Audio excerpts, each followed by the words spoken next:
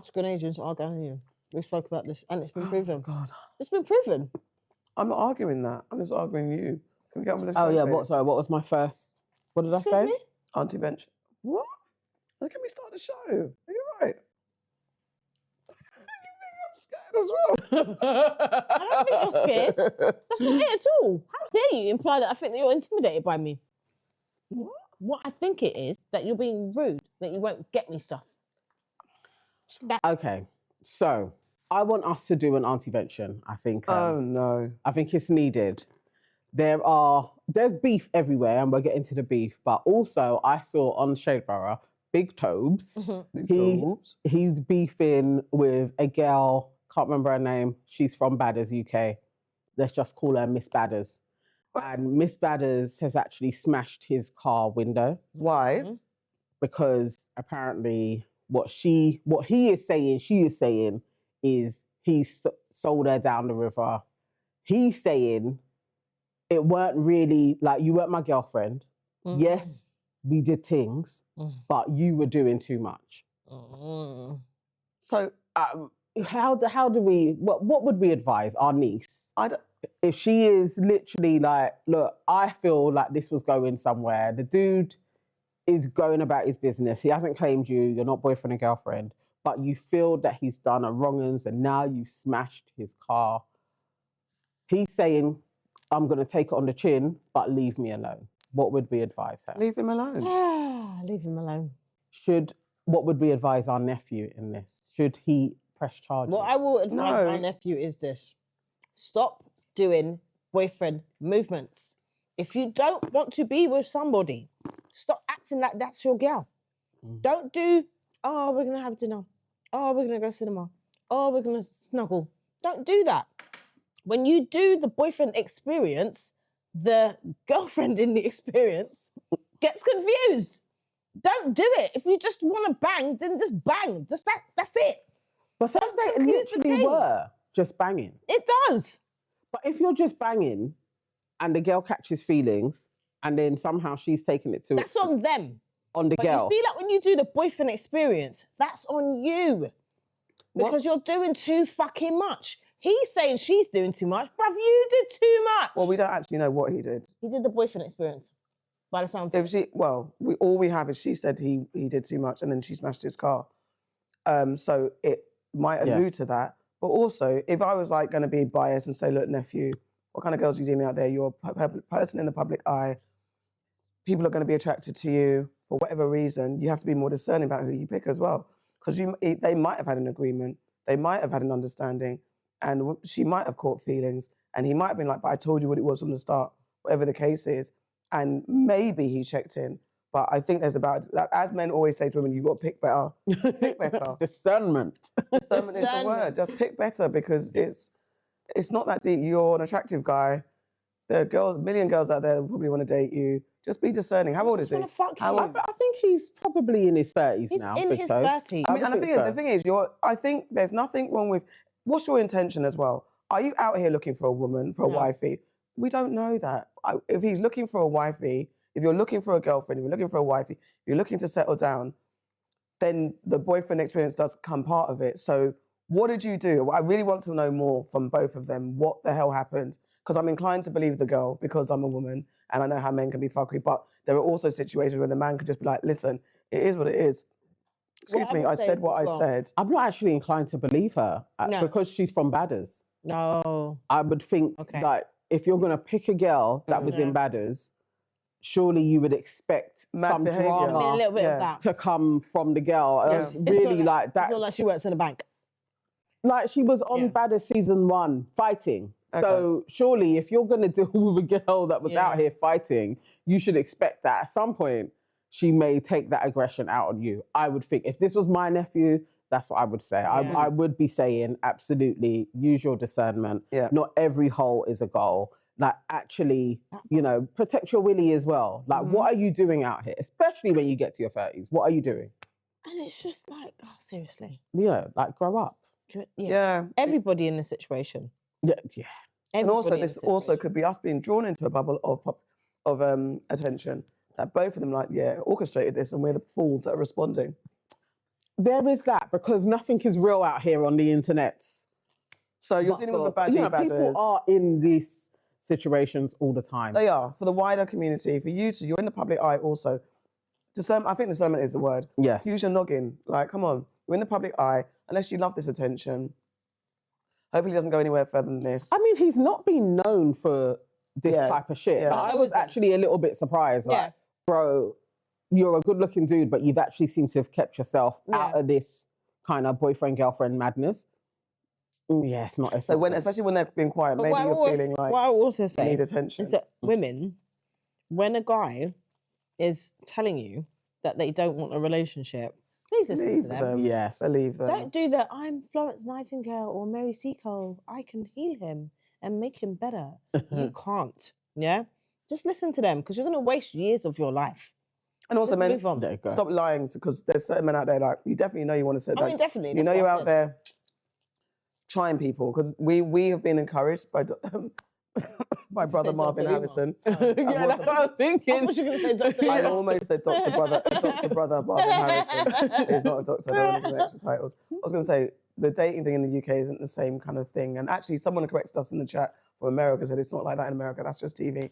Whatever the case is, dating is a thing. I think everybody needs to date more, but understand the rules of dating. I could take you to dinner, we can talk, we can chat, but let's understand the games. I'm dating people, I'm open, I'm seeing other people, I'm trying to figure it out. Everyone has the right to do that. And I think if you have more open conversation about what we're doing, who we're seeing and what we're doing and why we're doing and what our goals are, then people can get used to this is what it is. This is the nature of what it is. Instead of everyone, like women fixating on one and men lying because they think, oh, I have a question. This question was presented to me and I could not remember for the life of me, so I didn't have an answer. The question was, should a man ask you to be his girlfriend? Is that a question that they should pose? Like, so you're seeing each other. This is the couple scenario. They're seeing each other. Maybe they're going on a month. The guy just said, you know that you're my girlfriend in casual convo. And she was like, I don't think that's how it goes. I think you're supposed to ask me, do you want, like, would you be my girlfriend type thing? And then I answer, and then we are boyfriend and girlfriend. So she was asking me, and I was like, I do not remember for life of me. I don't know if that's how it goes. And I don't know if I've ever heard anybody having this convo. In an ideal world, there would be clear signifiers. I have been in a situation where I was told that I ended the situation in a way that implied that I was the girlfriend.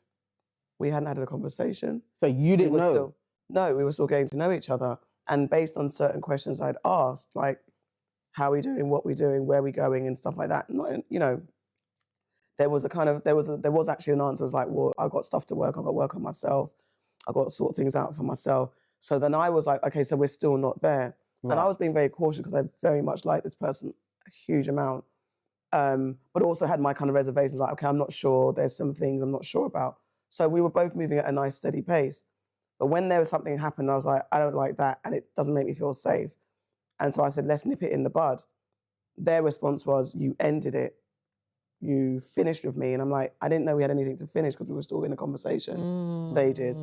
So this person keeps stuff to themselves. They're very internal. And I'm like, that's a problem when you don't know what's going on. And that's one of the reasons why I kind of like, you know what?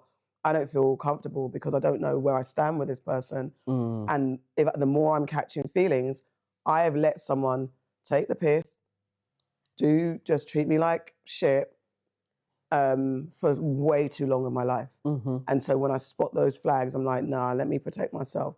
So yeah, I think it's nice. It's a nice to have. And I don't know if people do that anymore, but it's a nice to have for someone to say, you know what, this is where I'm feeling, this is how I'm feeling. Maybe it's not like, will you be my girlfriend? But this is where we're at in the relationship. I feel like I'm ready. But I'm seeing you as my girlfriend. Like even an some sort of acknowledgement. It doesn't need to be, will you be my girlfriend? Like you're 12. It doesn't need to be that, but I do think some sort of acknowledgement between the two of you, even if it's that you have a conversation and you both come to the agreement that, okay, we're exclusive now.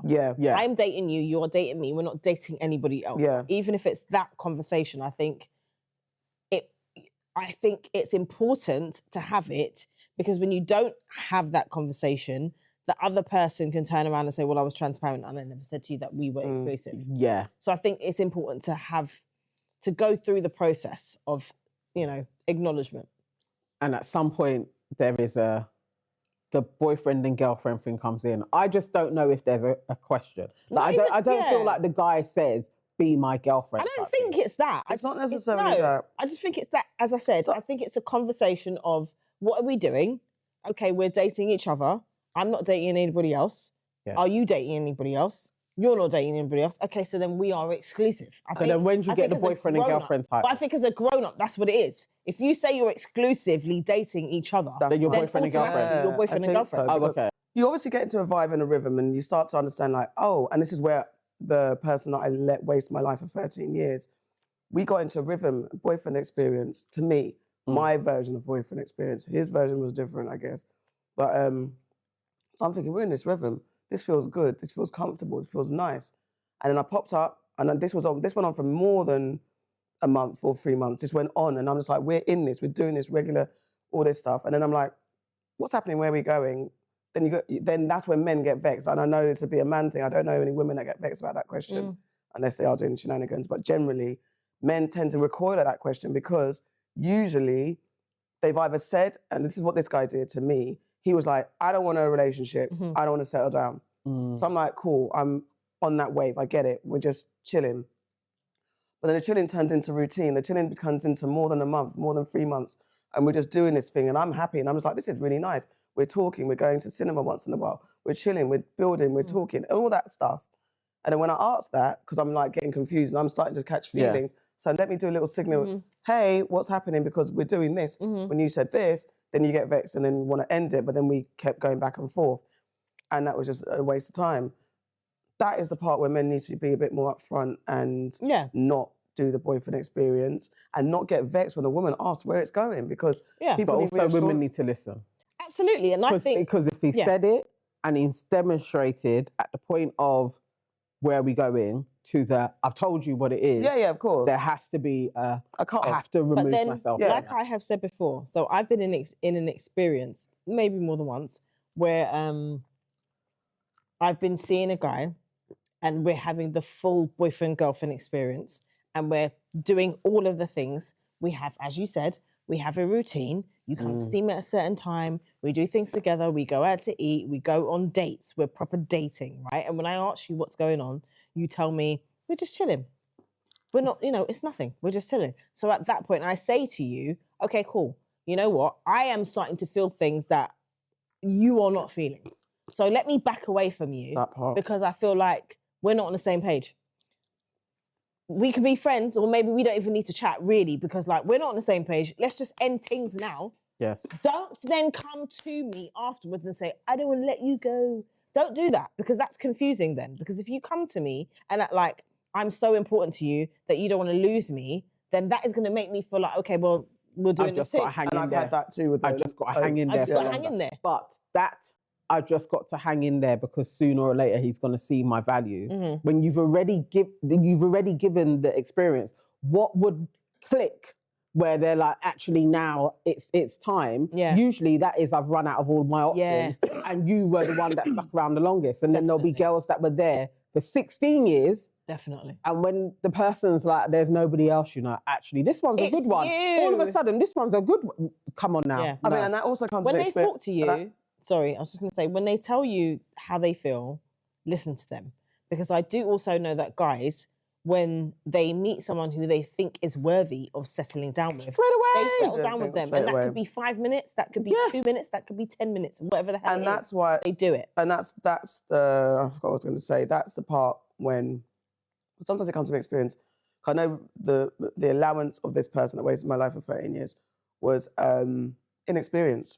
And not understand, not having and that's why I always say I regret not being more confident in myself when I was younger. So I dated more boys and understood the dynamics of men. I didn't. So I was fooled. Or there are those, you do have those, oh yeah, but there's so-and-so stuck it out. And it's like, you're not even thinking you're sticking it out. You're just you're thinking that he's still coming back. So there must be something. There must be something. And when you it's so weird that you can have all the spark with someone and all the gel and everything makes sense. and it's so weird, and that's something I don't know if I've been I don't know as a woman if I've been on that side of things, where the person's been like, but it makes so much sense, and I'm like, no, it doesn't. So of having it role reverse, I'm just like, I don't understand why this doesn't work. How can you look at me and not want me for the whole complete thing when we're so good, but yet in his mind he's got all these other things going on. That juggling thing that men can do is mad. I wish women were better at it. I wish I was better at it. And then also that thing of holding everything in your head and not communicating. Yeah. Is also a problem because then it's because you don't want to rock the boat. Yeah. That's the problem. Like when you know, and this is why you got to follow your instincts. Because when you know, if I say this, it's going to result in a reaction that is not going to be positive. Yeah. You've got to fucking say it. Because if you're scared to, then that's what's the something's deal? wrong. It's something is wrong there. I actually think I have been in situations where I've been the one where I don't want to, this is not, you know. And I've ended it more than them. I know, but I mean, like I know you might want to settle down, but I'm not about that life. I think I've had that experience before.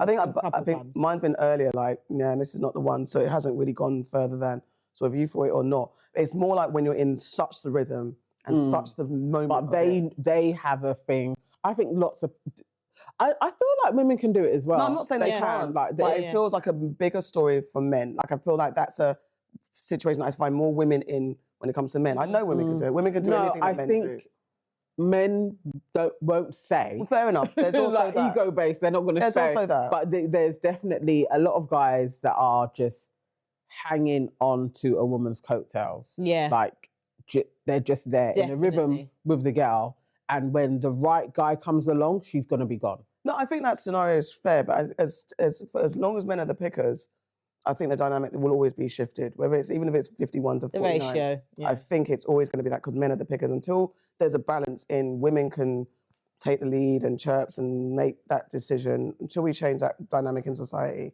men are the pickers, and women tend to be left waiting, hoping, still being validated by having a partner. I mean, there's the stats on the amount of men that they're not able to pick anybody. Like nobody wants them. They can't get a woman. Yeah. They are there as well. There's a whole plethora of those guys that nobody actually wants. So I don't know. I feel like it's probably a little bit more even. Whatever the case is, there's more guys start talking, and if that be the case, then I have a bit more empathy because at this point, I think it's a bit hard when you're on. I do feel for men that have zero game. Like I feel sorry for them because you have to go out there and hunt. Yeah. Nobody's coming for you. As a girl, you can be a little bit shy, lame, and somebody's probably going to come along. But for a man now, when you have that on you, if that's your portion, it's a cold world out there. I'd like to see the numbers on that because I don't know if girls can sit there and be shy and just, if you're that mousy kind of quiet girl and you're insecure and all the stuff, you're also sitting there. Little, but you can go somewhere and still get chirps. Where, Nana? I've never chirped a guy. That's not. So what do you mean? So I have never gone out and chirped a guy. Yeah. And most women haven't, but they've been chirped. Yeah. Now for a man, they can't say that because they are the ones going out there and chirping. So if you're not able to do that, a woman ain't coming over to you. So who do you get? That's many men can't? So that's what I'd like to know, how many men absolutely can't or are terrible at it. So anyway, Big Tobz, Auntie Vention, your favourite aunties have told you, fix up, pick better, discernment is the key. And young lady, that is number 1 or 2 or 3. That is number 1. She was in season 1. This isn't the way forward, chick. And not smashing up a car. No, absolutely. Where's your integrity? This is the thing. I know everybody, but not everybody, but few people I know have gone through the smashing up a car. I've done it. But you don't, you just, You smashed up a car? Or did you key it? Back in the day it was Okay, so basically, what did I do? I picked up a cone and it was heavier than I thought it was going to be. They are heavy. It was much heavier than I thought it was going to be. And I went, ooh, and it smashed the back window of the car. So you didn't intend to do that? I didn't intend to do it. It left your hands. I thought I would do something to the car, but I wasn't aiming to smash the car. Okay, that's a different. And she could have done that as well. However, what I will say, caveat. The car was a rental. Oh, yeah. And it was, you know this, the car was a rental and my ex-boyfriend had crashed my car and I had got a rental to replace the car that he had smashed and was trying to take the rental when I needed to drive it. Okay. So we got into an argument and I got out of the car and there was a cone and I picked up the cone and as I said, it was heavier than I thought. Yeah, they are. And it smashed the car window. They are absolutely heavy. So it wasn't but like I yeah, was you like, just "Fuck don't want to you." do it. No, it's not. You don't need any fines, criminals. You just Not on the don't back need of all this. of that. Especially You don't need any of that. Especially if the relationship wasn't worth it. When you think, and you're going to think Just back long. and remember, like, you know what? Because my 13 years, I was like, I love him so much. And now I look back, I'm like, oh, what a fucking waste. And I mean that. I mean, this is the thing. That's why I say when they show you, listen to them. Yeah. And when they're fake showing you, you lot fake show, don't fake show. It's just not worth the violence. No, I was asking you what's up. No, I'm agreeing with you. It's not what's up because I'm just like, it is annoying when they do that shit. It's like, don't tell me that you need me when you don't want me. That part. I can't fucking stand that shit. No. Just time wasters. Time wasters. And it's They evil. must get something It's out of actually their evil. time They get your wasting. panani. I think they do. And They get panani and you're loving they and not your only get- care. They get all of that because you're giving them And they your know that all. and then they give Because you that. You so want to Yeah. be that person Yeah. that you're just doing everything that you can. Because one day he's going to see that I'm the one. No, he's not going to see that I'm the one. He's just going to take advantage of you and just listen to him when he does that. Yeah. All right, guys. Welcome to Your Aunties Could Never. I'm Auntie AK, aka Kizzle, aka the auntie of all aunties, and I'm here with... I'm Farah, resident Caribbean queen. I'm Nana, aka the Black Fairy, aka Dark and Lovely. We're going to get into... The Trinity is back, baby. Yes. Baby. How are you guys? I'm all right. Yeah, I was about to say... Listen. Merchandise. No, wait. Talk about it. You see this chick? Yassa? That She one. come here today on the pod, yeah, looking all amazing in this amazing tracksuit. Where's my things? Where's mine? Where's her things? Why am I sporting something else? Why are we supporting other people's things? So what had happened was... What happened was what? Like, this is just, what do they call it? Sample. It doesn't matter. This is a sample. So I was like, let me just figure out what's going to be on a tracksuit, where I'm going to place the bits and bobs, and then I'll roll it out. Can I just say something to you? So you guys can say what you're after. No. Like, you No. want a hoodie. We can have a Can I say something to you? You know that we like a tracksuit. We're a tracksuit, babe. You know we like a tracksuit. We're actually so you more know tracksuit, babe, whatever than you you. did with a tracksuit, we would be about that life. Yeah, and we could have You had a knew conversation that. in the group chat. And we would have had a conversation in the group chat. What it is, yeah, Auntie Nana is backing her designer back. But she's trying to be selfish with her Yeah, shit. she is. She's trying to do, and like last week I had a t-shirt. She bought the t-shirt. We got t-shirts, yeah. She bought me mine. She bought me Farage. You weren't here last week. Then she had a different one. Her one was a different I one. saw hers. I was watching the pods and I was like, so why can't I have that one? Where's this thing? She Why is don't we holding have- all yeah. the shit back She's for trying to be herself. She's trying to be a best in pod. No. Best in show, best in pod. This ain't crafts, fam. This ain't crafts. No, don't Yeah, do get that. me. I'm just... Let it be known. Let it be known. Let it be known. But let I the am record saying show. today. Let the records show. What you get for you get for for us. we. And a we. Okay. Okay. That's it. But No. when I've come now, you said I want hoodie. Yeah, but that's a conversation we could have It in the doesn't group matter chat. because I still would have worn that. And I still would have worn that. Even though I do think it should be us in the middle. I also think that. Like the woman froze me. I mean, you can find it whichever one you want. There are... No, hold on, wait. No. You can pick, wait, Var, look at the attitude. You can find it. No. No, you can pick what design you want. You are the merchandiser queen.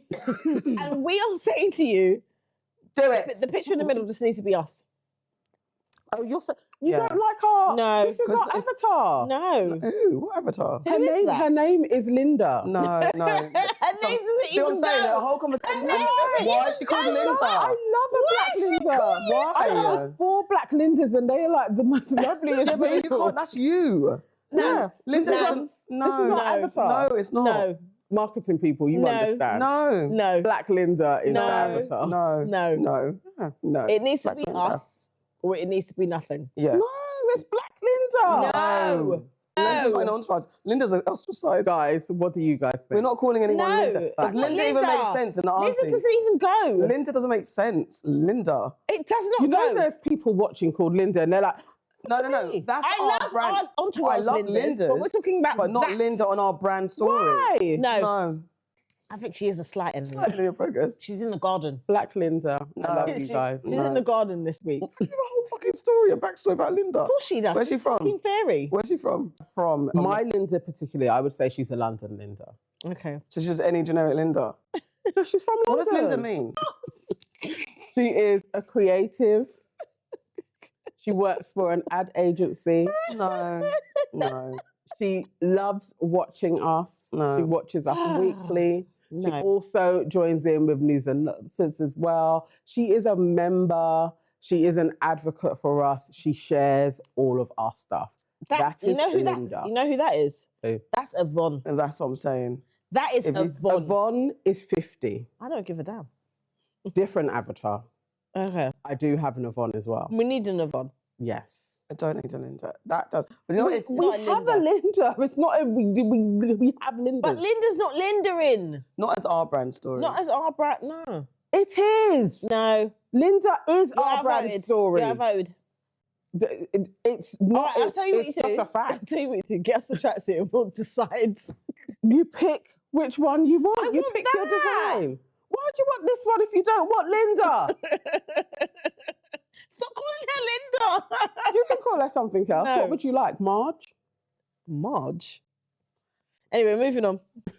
So listen, Marge. nonsense, you know. I like a Marge. No. This is what you So Marjorie. right in the office. Oh, but you know what? My stepmom was called Marjorie. Okay. And she was lovely. Anyway, I do not know nice Marjorie. move on. I know any Marjories. Really? Mm-mm. Oh, Yeah, yeah, quite cool. It was Marjorie. Do you know, actually, I was at did a talk yesterday, and it was about working class in the industry. And there was a white woman on the panel, can't remember, her name was Gemma. And she was like, where she's from, Gemma's a common name. And I was like, Yeah, for mine.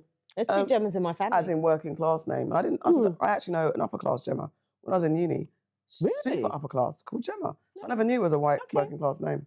yeah. Didn't think of it Yeah, I like feel that. like Actually, there's on three my Gemmas estate, in there my was two family. Are Gemmas. they working at a class? spelled how? No, I'm talking about white people. G. With a G. So there- Oh, no, okay. that's spelled with a J. So actually. there's a white Gemma, there's a mixed race Gemma, and there's a black Gemma in my family. I'm talking about in white culture, Gemma is a common name. I'm not talking Yeah, about I your thought family. I would have. Yeah, I feel didn't like think all that, I the didn't know. Gemmas that I know, they were working class. I don't think I My know white of them. Gemma's working class. Well, middle class now. That's but she's interesting. working So class. my one I knew was super upper class, middle class. She's super. No, none of them Interesting. are upper class. It just feels like it's probably because of who I know, but it doesn't feel like a upper class name. I didn't Gemma. because of who I knew. I And never it's like thought. Gemma. Gemma. No, but Gemma. She was like Gemma. My name's So Gemma. she was a Gemma. She was a Gemma. Yeah. So I don't know. Anyway, moving on. Guys, Random. my enemy of progress today. Like, I'm really, really infuriated. The Golden Globes has announced its first ever podcast category. They've added podcast. They've added podcasts. It's the first major awards to do Interesting. so, right? Yeah. So the nominees announced were Armchair Expert with Dax Shepard, Call Her Daddy, Good Hang with Amy Poehler, The Mel Robbins Podcast, Smartless, Up First from NPR. First of all, I was like, okay, something's not right. And then I saw Yeah, this, something's not black. something's not right? Something's not black. And then I saw this article in the Associated Press with the headline, Golden Globes enter the world of podcasts and tread carefully, avoiding controversy. And what they mean, Oh, okay, go on. so this Yeah. is what the headline of this article was. Yeah. Golden Globes enter the world of podcasts and tread carefully, avoiding controversy. And what they mean by this is that the Golden Globes chose 6 mainstream nominees, deliberately avoiding major political or controversial shows that are either left-leaning or right-wing leaning, so like into the political landscape. The other shows that were eligible for the category was the Joe Rogan Experience, Megyn Kelly Show, Tucker Carlson Show, Ben Shapiro Show, Candice, what's her name? Owen. Owen, sorry. Pod Save America, Morbid, Ross and Mango, The Daily, and Pardon My Take. What? So Diary of a CEO wasn't even on there? Listen, so Wow. when I saw that headline, I was thinking, oh, maybe they're going to get into it, get a little bit of like, where's the diversity in the list? No, they didn't mean that. They meant politically. They did not tread carefully, AP. They did not. Because you know what they did? They ignored every single popular black podcast. And if you look at the category, the qualifying category, the qualifications that you need to be recognised by the Golden Globes, release original content, publish at least 6 episodes between January and September 2025, have each episode run a minimum of 30 minutes. So that's the criteria. That was the criteria. The eligibility criteria was that. No, that's wild. All the major Black-hosted podcasts below meet the Golden Globes rule for eligibility, yet none were shortlisted or nominated. We have, in order of like general popularity, the Diver CEO with Stephen Bartlett, Joe Biden's podcast, the Breakfast Club's podcast feed, The Read, $1 million worth of game, the 85 South Show, Earn Your Leisure, Higher Learning with Van Laslan and Rachel Lindsay, Dead Ass with Kadeen and Develle Ellis, Reasonable Doubt. Now, the top 4 I listen to. No, I think this is disgusting. Like, are you dumb? I know I don't DI's been expect out. the AP to really take on diversity, though, because I think diversity is like, nobody cares at this moment. At this point, yeah. Like the establishment, nobody wants to talk about it. They don't care because they don't have to. And that's trumped down. So I wouldn't expect them to have gone that route. I thought they would have been more on Joe Rogan not being in there because he has topped the charts for literally like almost 10 years. So that's wild. But Stephen Bartlett, for his range and depth of people that he has interviewed, makes no sense that he isn't on there. Yeah, none. Compared to like, if you've got Call Me Daddy on there, okay, cool. Like again, she has a range and a depth. She has interviewed lots of people. But Mel is new. Although she is at the top, it's still a relatively new pod. And I just feel like, okay, she's basically regurgitating what Oprah does. So there's nothing original about what she's doing. But Stephen, come on now, he's at the top of his game. He should be in there. Top of his game. And he should be in there. Everyone's talking to him. And I think like The Read revolutionised podcasting. Yes. Like they were one of the first to do it. And Joe Biden revolutionised the game for how he changed it up, especially for Black cultural podcasts as well. So even just for that dynamic alone, I'm not saying we don't want favoritism, we don't want like, tokenism, we don't want that, but don't take the fucking piss. And I know we can be in our Black cultural bubble sometimes and we think these are super popular, but yet when you step outside the bubble, actually the world is listening to very much white stuff or watching white stuff. But there's something constantly in the top 10. That's what I'm saying. That's not even. You know what? For that list, even Shits and Gigs should have been on there. Oh, there you go. Because again, they are often in the top 10s. There you go. So no, that's a shitty list. Yes, that enemy of progress really is Golden Globes. Absolute shitty list. But definitely Joe Biden. He definitely deserves to be there. Yeah. He has changed so much. Yeah. I mean, I flipping love Joe's pod. I listen to it religiously I would be so gassed I do if not. one day Joe came on this pod. I'd be flabbergasted. I've really thought about having conversations with Flabbers would be gasted. I was going to say that. I would get the controversy bits out of the way, just like, I need to hear you say that you didn't do ABC. That stopped me from listening to you. But listening to the pod, it's a masterclass. I love, and it's not even just about, to be fair, it goes beyond Joe. It's his podcast co-host. It's the co-host. Yeah. As well. The conversation, the dynamic is great. It's just great. Watch, great listen, have you do it. And The Read, as you lot know, that's one of my favourite pods for over how many years, 10 years. And what are they on there? On like 13 years? And I was like, they're one of the beginners. I listened to them from the very fucking first episode and onwards. Crystal and Kid Fury have done amazing, and they were the first. They did it. All of us now doing certain things. The Read were the first. Love them. You know, Rotten Mango was on there. Yeah. No. Rotten Mango was on the white pods that were. Is Rotten Mango white? I flipping love Rotten Mango. I don't know. She's Where's she from? She's good. She's South Korean. Yeah. Okay. Yeah. Sorry, it doesn't Rotten matter Mango. what she puts out. I will listen to this girl go through her crime story. So that's the one diversity on Rotten Mango. Oh no, Candice Owens. Okay, Candice Owens. I mean, for the amount of people that listen to Candice. But she didn't make the top. She is like she's too controversial. So they avoided controversy with like Tucker Carlson, Ben Shapiro, Candice Owens, Pod Save America. They avoided that. And I don't actually know if I made a mistake and The Daily was The Daily Show, but The Daily, I said there's a pod called The Daily. No, that could be one of the news ones. Yeah. And the Megyn Kelly Show and Joe Rogan Experience. So yeah, Joe should have been on there though. Joe Rogan should have been. And if you're going to pick a Joe, I would say Joe Budden. Yeah. But that neither of them are there is wild. Taking a piss. Taking a piss. Stephen Bartlett, absolutely taking a piss. Mel's probably going to get it. She's like the establishment's darling. God. Or call her daddy. Yeah. She's had a big old thing. It's annoying. And the thing is, I don't want to be annoyed because we know how these things go. But you've already had Oscars so white. We've had all these Emmys so white, Golden Globes so white. We've been through this before. Just use your common sense. Don't even looking at the list, wouldn't you think like, okay, come on. Yeah, and it's not tokenism, it's actually cultural awareness. I love that it's even been added. That's the thing. Yeah. I saw the headline of them adding the podcast category and I was like, thank you, because this is a really legitimate medium, but let's do it properly. Yeah. Let's actually Agreed. Oh, okay. Ray J. Let's throw Ray J in the bin. Throw him in the bin. Yeah. Why are you surprised by this? I want to throw Ray J in the bin for a multitude of reasons. He's an enemy of latest progress. one, he's an enemy of progress. Because the latest one is, why are you fucking up your sister's shit all the time? Coming and chatting and beating off your gums all the time. She doesn't want you to talk. Yeah? So I was watching Instagram and he was at the concert because I think he's there every week. Every day. He looks like he's just at the concert. Yeah, he's just there, living his best life, like dancing in the background because Brandy's doing her thing and he wants to ride on her coattails. But anyway, Monica took his mic. Yeah. Took his phone. She said, let's get Ray J's phone. Can we have Ray J's phone, please? Can we have Ray J's phone? And this was off of the back of him cussing Beyonce and Jay-Z and saying, you've come to the concerts, you haven't said anything to my sister, you haven't come to see my sister. Yo, at the end of the day, Jay-Z and Beyonce, like honestly, bro, like yeah, everybody moving and they hit because I'm about to talk some shit about Jay-Z and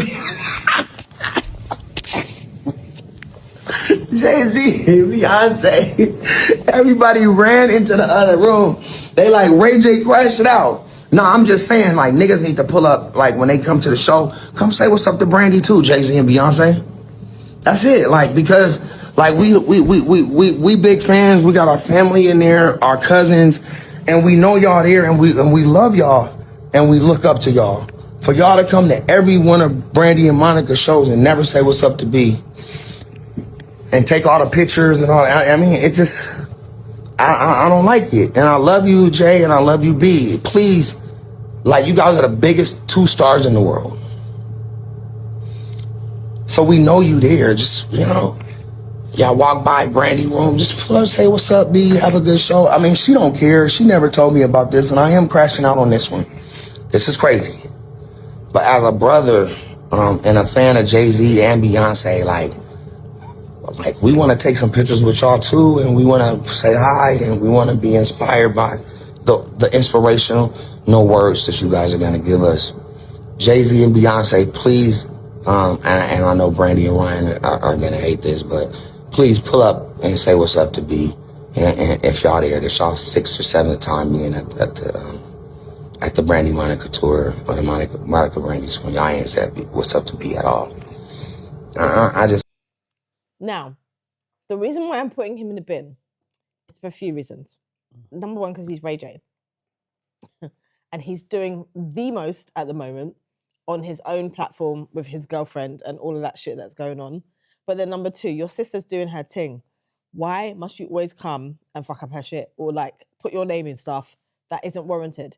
Brandy is a grown-ass woman who is more than capable of speaking up for herself and has done in the past when it's been necessary. We don't know that Beyonce and Jay-Z didn't see her. We also know that Beyonce and Jay-Z are really there to see Kelly. That the photograph that he was cussing about was taken, like I watched the live footage of it. It was by chance. Beyonce was there to see Kelly. She goes all the time to see Kelly do her thing. She was in the hallway. Patti LaBelle came. Monica happened to come down the hallway. And it was at that instant they took a picture. It wasn't as though she sought out other people other than Beyonce. So the reason why I'm shoving Ray J in the bin is because I would just like him to be quiet and focus on his shit and stop being so very messy all of the time. So he's an enemy of progress. Do you think he's an enemy of progress? Okay, he is partially all of that. But I feel like in this instance, there's lots of instances where Ray J is a problem. Definitely needs rehab. Yes. Needs help. But I felt like when it comes to Brandy, there's something that he does where I am like, nah, he is a bit of a marketing genius. For one, it's like he draws attention back to her Yeah. and held her up as phenomenal and that she should be respected. And I love that as a sibling. I'm like, I love that he does that all the time. He also made us aware that there may be a schism. And it's like, that's news. So again, I'm like, salute to you for doing that shit. And apparently what people are saying is those two really don't fuck with each other. Like they do have beef. And I was like, that's interesting. But I like that we're talking about Brandy because I feel like she needs all of the salutes. And if this is how he's got to do it for his sis, remember this concert may not have happened if it wasn't for him. Yeah. He's the one that was like, you two need to go on tour. And so, yeah, sometimes you've got to duff your hat to Ray J. He's problematic, but when it comes to his sister, he's a ride or die. And so I have to be like, no, he's not that bad. I'm kind of like the same. I normally on an A1 day one, I'm just like, listen, Ray J, it's enough. Stop it. Go to bed. Go and sober up. Sober up. Stop drinking. Stop doing whatever you're doing. That stuff with your girlfriend's wild. Yeah. I mean, the epitome of sort out your relationship, pick a woman and stick with her. Or actually leave everybody alone and go and get rehab and leave everybody alone. Yeah. But on this note, I'm kind of like, it was for his sister, annoying. But I also want to know how Brandy feels at this point because when Monica did take the phone, she was like, it was in jest and everyone was kind of laughing at it. And Brandy was kind of like smiling about it. So it's She now was, like... but she was also like, oh my God, now I'm going to have to hear about this. Yeah. But it's like, now so I wonder where Brandy's at with it at this point because she knows her brother, she knows what he's like. And I think the mum even had to clap because someone said that you're a bad mother because of what Ray J does. Oh. I think she clapped back, but I can't remember what she actually said. In this moment, I don't really care to know whether they're beefing or not. I don't think we necessarily need to know that. I like the marketing of talking about, Beyonce and Brandy. I don't care if they're beefing or not. It's interesting news, but it is what it is. There's also that conversation about Backstage. What's the etiquette? If you are one of the biggest superstars in the world and you're going to be backstage, yes, to see someone that's your family, I think there's an etiquette and an expectation where you would be like, let's take pictures. I think I would, but unless I have a problem with them. So if I have a genuine issue with one of the performers or the artists, then obviously I'm not going to do that. I'm just going to come see my people and go. That's leaving room for speculation. But I think if I were the biggest, and this is, take it off Beyonce, if I'm one of the big major superstars and I'm backstage, regardless if I'm seeing one of the acts, I think it's courtesy or due diligence, especially if you're there with enough time, to take pictures of the concert that your person's performing at. Because it's not even your person's headline concert. It's they're performing at someone else's concert. So I think I would do that. That's why I felt it was important to explain the context that the photograph was taken. No, I'm not. I'm taking it away from that. No, but I'm just saying, you're saying it's courtesy and due diligence and all of that. Yeah. You should take pictures. In the context of the way that picture was taken and in the context of how she's been going to the concert, she has not been staying for the whole thing. She's been going to support Kelly. I know. It doesn't change what I'm saying about if you're a super... And I said, take off Beyonce. Me as a superstar artist, knowing that me being there is going to cause a lot of attention regardless, I think there's something about your superstardom. If you're going to be there, and especially if the person I'm visiting or I'm going for, it's not their concert. If it was... Okay, we have to bring it back to Beyonce. I'm just saying, let me just say, if it's Kelly's concert... That's different because I'm going for Kelly's concert. I don't care who the supporting acts are. I don't have to see anybody. But Kelly's a supporting act for the biggest artist. So me being there as if I'm B, C-list artist, there's less kind of pressure on it to do it. I just think as a courtesy, I just think in the world of media, kind of visual effects, supporting and lending your superpower, just doing some good in the world. I don't know what it is. But I feel like, actually, out of respect, it's like coming to visit someone and you go straight upstairs rather than greetings everyone in the house. Yeah. There's something about the black etiquette. I feel like it's black etiquette for me. I think there's something in that. But also, if you are the biggest celebrity, for you to go downstairs and greet everybody in the house can be also a lot. I don't know, but it's not everybody in the house. It is the owner of the house. It's like when one of your brethren comes and they would come straight into your bedroom. You can't do that. You have to go and greet the parents. Yeah. They are the headliners. You've got to greet the headliners. What you're saying, but at the same time, I think that we're taking it out of context. Beyonce's gone there to see Kelly. That she hasn't gone to see anybody. And the picture in question... I'm not talking about the picture, though. It's beyond the picture. I'm talking about the picture. I know, but you've got to explain that. I'm talking about the picture in question because you're saying that... Why are you looking confused about what I'm talking about?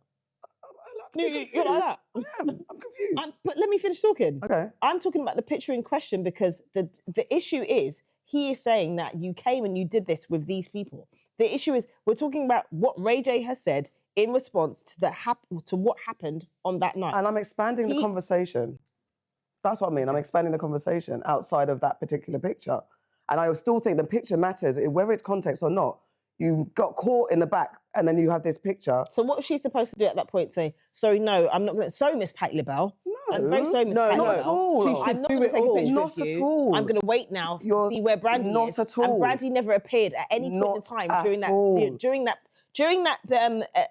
period. Brandy didn't appear at any point in time. So should she have said, let's not take a picture? I just said not at all about Brandy. 5 times. But I'm asking, but not at all. She should have taken that picture. Take the picture. And she should be like, and I've got to get a picture with Brandy. But Brandy hasn't even spoken about it herself. That is what everyone is forgetting.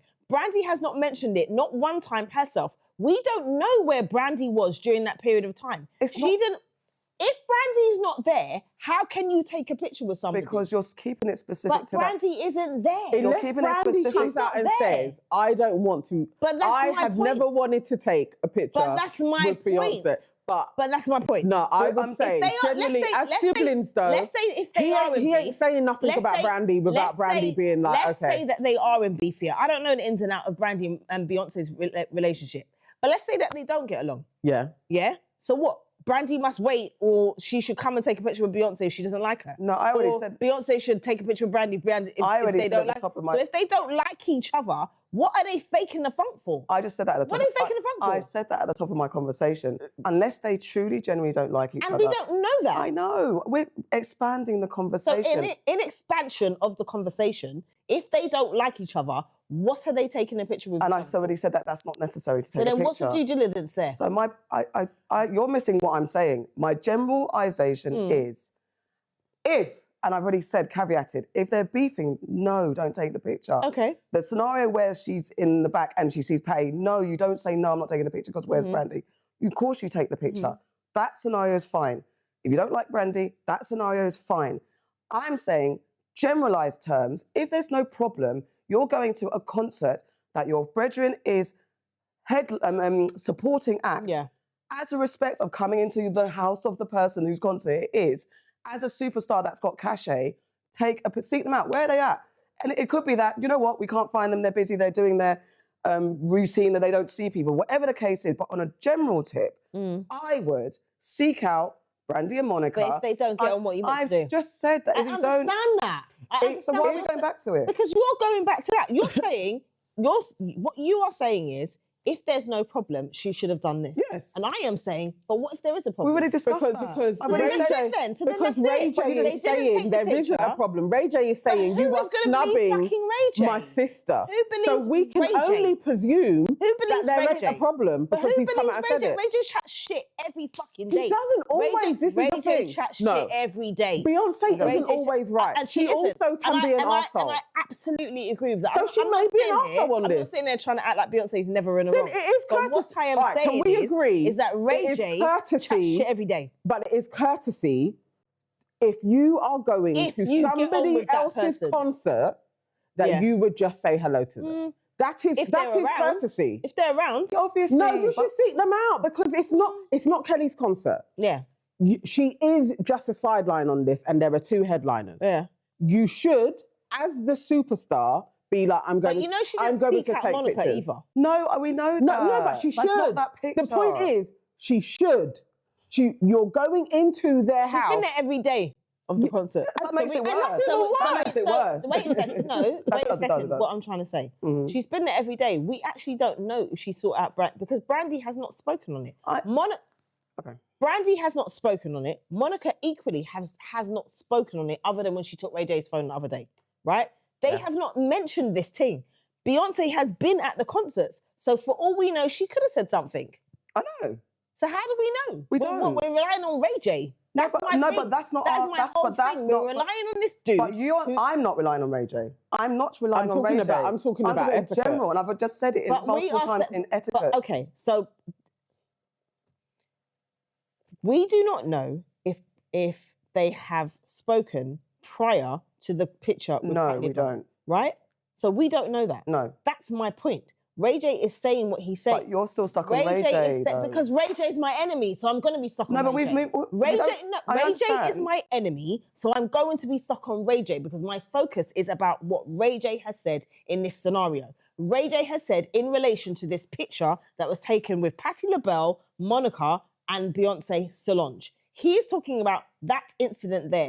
That was not the first day that Beyonce went to the concert. Beyonce has been going to the concerts, right? He is talking about this particular incident. No. He said, Go on. his whole thing was, you have been coming here and you have not taken any pictures with my sister. But you've taken a picture with these guys. I feel like if you're passing my sister's changing room, you and Jay-Z should put your head in and just be like, hello, because she is one of the best out here.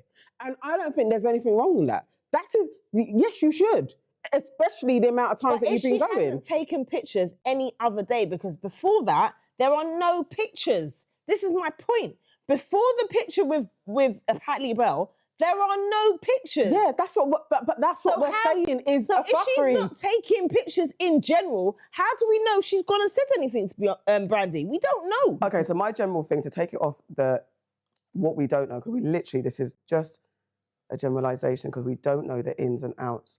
All I'm saying is, as a superstar, we don't know so we can't fill in the gaps because none of us know whether we don't even know if Ray J's taking shit or not at this point. We don't know because we don't actually know if even Brandy's like, you know what you're like, just say this or whatever. We don't know anything. So at this point, all I'm saying, superstar etiquette, go to the concert of the person, seek them out and say, hey. And I'm not even saying it has to be a picture, and this is the stuff that we'll never know until someone says anything. But just generally, seek him out and say, hey, how do we know that never happened? I just literally just said that out of my mouth. That's what I'm trying to say.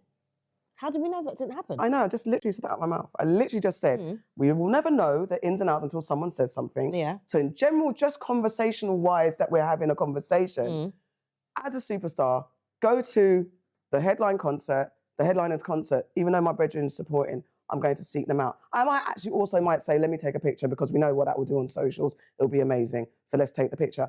That is all I'm saying. I think that's the etiquette of it all. That's all. But how do we know? We don't know that didn't happen. I know.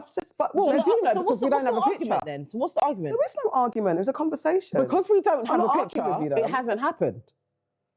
Because there's not a picture. Yes, that's all we know is there isn't a picture. It hasn't happened. So, but that's what he's basically saying. There isn't a picture. Yeah. You've got a picture with these guys. There isn't a picture with my sister. So unless Brandy comes along and is like, he's chatting shit. Yeah, there is a picture. We still don't have that. So as it stands, there ain't a picture with her and she is the headliner. And in the world of social media, Beyonce's put out a bunch of pictures of her and Kelly. So we know that there was time to take pictures. We know that she is taking pictures. And the only thing we don't know is why there's no picture with her and Monica and Brandy together. We don't know why there isn't. It could be that she's been trying to find them and trying to do that. And it could be that Brandy and Monica were like, we don't want to take pictures. They could have been like that. They could be like, we don't want to take pictures with you. We don't know anything. We don't know anything, innit? But at this point, I'm just saying in a general, if it's me, I'm a Quante, I'm going to go there. I'm going to seek out Brandy and Monica. I'm going to say, let's take a picture, put it on socials and be done. If there's no beef and if there's no issue. At this moment in time, just to squash what Ray J is saying, I think she should just take a picture with her. And if there's no beef, if there's beef, then don't do it. There's no need. Don't want the performative. And not even based on what Ray J says. I think just going to a concert, whether your brethren's headline, with your brethren's there, go and find. I think it's industry, celebrity, something about it. I would think that. Like courtesy. If you've got no beef, I would do that. Yeah. Would you not do that? Okay, if you was Beyonce, would you? No, if you were you and you're a superstar and you're going to 50 Cent's concert and then Bobby Brown's supporting, you know Bobby Brown is your best friend, you go and see Bobby Brown, are you not going to say, oh, where's 50? Let me take a picture of him. Would you not? If you have no beef and everything's cool. What I'm saying is that we don't know they didn't do No, I'm talking about you. What I'm saying is that because there's no physical evidence. No, I'm taking everything out. I'm asking you. You're talking about physical evidence, though. I'm asking you. We don't know that she didn't do that. I'm asking you. And I'm saying that you don't know that she didn't do it. But I am asking. But because there's no physical evidence. That's what you're basing it on. You're basing it on, was there a picture? And I'm saying we don't know what happened. I have said, I've set up a scenario and asked you a question. If you are you and you're going to a concert. Depends. If there's no beef, no nothing. Depends. Okay.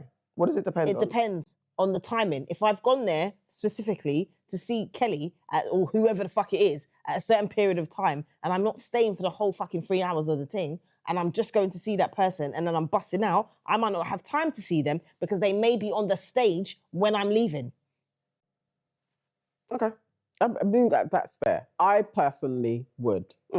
In her situation, I would definitely take pictures with the headliners. I would make sure that was done and that was placed, then that was on my page. So, I mean, they're selling out anyway, but I would think that this is an opportune moment. If I'm going to be a part of history, I would do that. And then also, if you're in beef with someone, let's say it's Ja Rule, if you're talking about 50, if you're in beef with somebody and we don't know that they are, why am I going to take a picture with Exactly. I mean, that's fair. That's fine. I've already agreed that multiple times. If you asked me a question, I'm answering you. No, but I said there's no beef. I just said if I took everything away from that. All I said was if you're somebody going to see... But then taking everything away from it, you're not allowing for the things that have happened. No, I am. I just want to say you as a person, what was you? Because you're not allowing for the things that have happened. No, because I'm saying, and just because I'm saying me personally, I'm talking about my personal situation. Okay, so if we, let's say, you and me go and do something, and there's someone that you don't like, who is my brethren, you're going to wait around to say hello to them. No, I've already said no to the beef. I've already said that 10,000 times. That's the point. So then that's my point. We don't know if there's beef.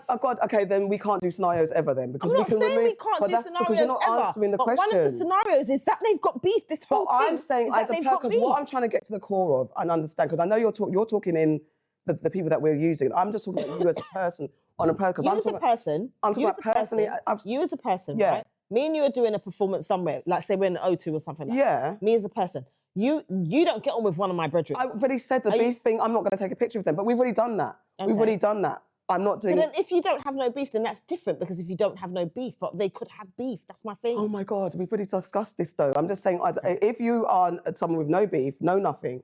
If you don't have no beef, then that's different, isn't it? So would you go to the concert? But you've already said that you wouldn't. You said it's about time. And it is also about timing. And we said yes. It is also about timing. We said it and said that's you. Nana said I would seek it out. I said, especially if the concert's 5 nights and I'm supporting my friend 5 nights, I'm going to try my best to at least see the headline act once in those 5 nights I'm going. If I'm going every single night, I'm as the headline artist, and I know that the superstar me is there and you haven't come to find me, or there's been no kind of situation, I might then go away thinking, right, what's going on here? I actually might feel a type of way. If I know the biggest superstar is at my concert to see their brethren who's supporting me, and they don't come and say hello to me, or try and take pictures of me, or do anything, I might, and they go 5 times in a row, I'd be like, what's going on here? If we have no beef. I think it's rude. It's like, and I still think it's going to someone's house. Your best friend wouldn't be on this concert, on this thing, if not for my headline act. So if you love your brethren and they're getting money, visibility and popularity from being at my event, why wouldn't you come and even just be like, yo, yeah, safe, if we've got no beef? I would seek them out, especially if I'm going there multiple times in a row. But again, taking into account, might be timing, I got there late, so I can't even, all those things. But let's say it's a clean slate scenario, I'm gonna even call ahead because I'm me. So I'm gonna call ahead, yo, I'm gonna come in here, passing through, gonna see so-and-so, but let me get 5 minutes with the girls or the guys or whatever, take a picture and done, and then I'm doing my thing. I would make the effort to do that. And that's where I stand on I it. feel like the lack of visibility of any type of a picture demonstrates that there definitely is a beef. Because it doesn't make sense otherwise. Not for 5 times in a row. To me, it's like there has to I don't know how many times there was. I don't know how many nights there was. I mean, she's been there a few times. I've definitely seen 3 different outfits at the least. Oh, okay. But there has to be a beef. And, you know... And also, if they've got beef, that's okay. And that's another thing. When, on that note, and if Ray J knows there's beef, then you're just stirring the pot. That part is like you're stirring the pot. You're being silly. I mean, that could be... But we didn't know. Like, who was thinking... Have we ever seen Brandy and Beyonce? And it wasn't a thing. So I feel like him bringing it up, Ray J has done this for a reason. Him bringing it up, there's something to it. I just don't think it's from nowhere. I don't think there is a secret picture somewhere with Brandy and Beyonce. I don't think there is. And I also think you have to take into account how Monica handled the situation. It wasn't Brandy that brought up the situation with Ray J. It was Monica that brought up the situation with Ray J. And if anyone knows Monica and follows Monica and listens to how she is and how she responds to things, she's quite upfront and yeah, Gunica, that's her nickname. That's exactly. Yeah. So if she's going to be like in the middle of the concert, I'm going to take his phone. That's because she knows something called one. Do you know what I mean? So, Yeah. Yeah, but Brandy, you're the one Brandy that knows. standardly, this is why I do believe they have their little sibling thing. Yeah. Brandy don't talk on shit and Ray J does. Yeah.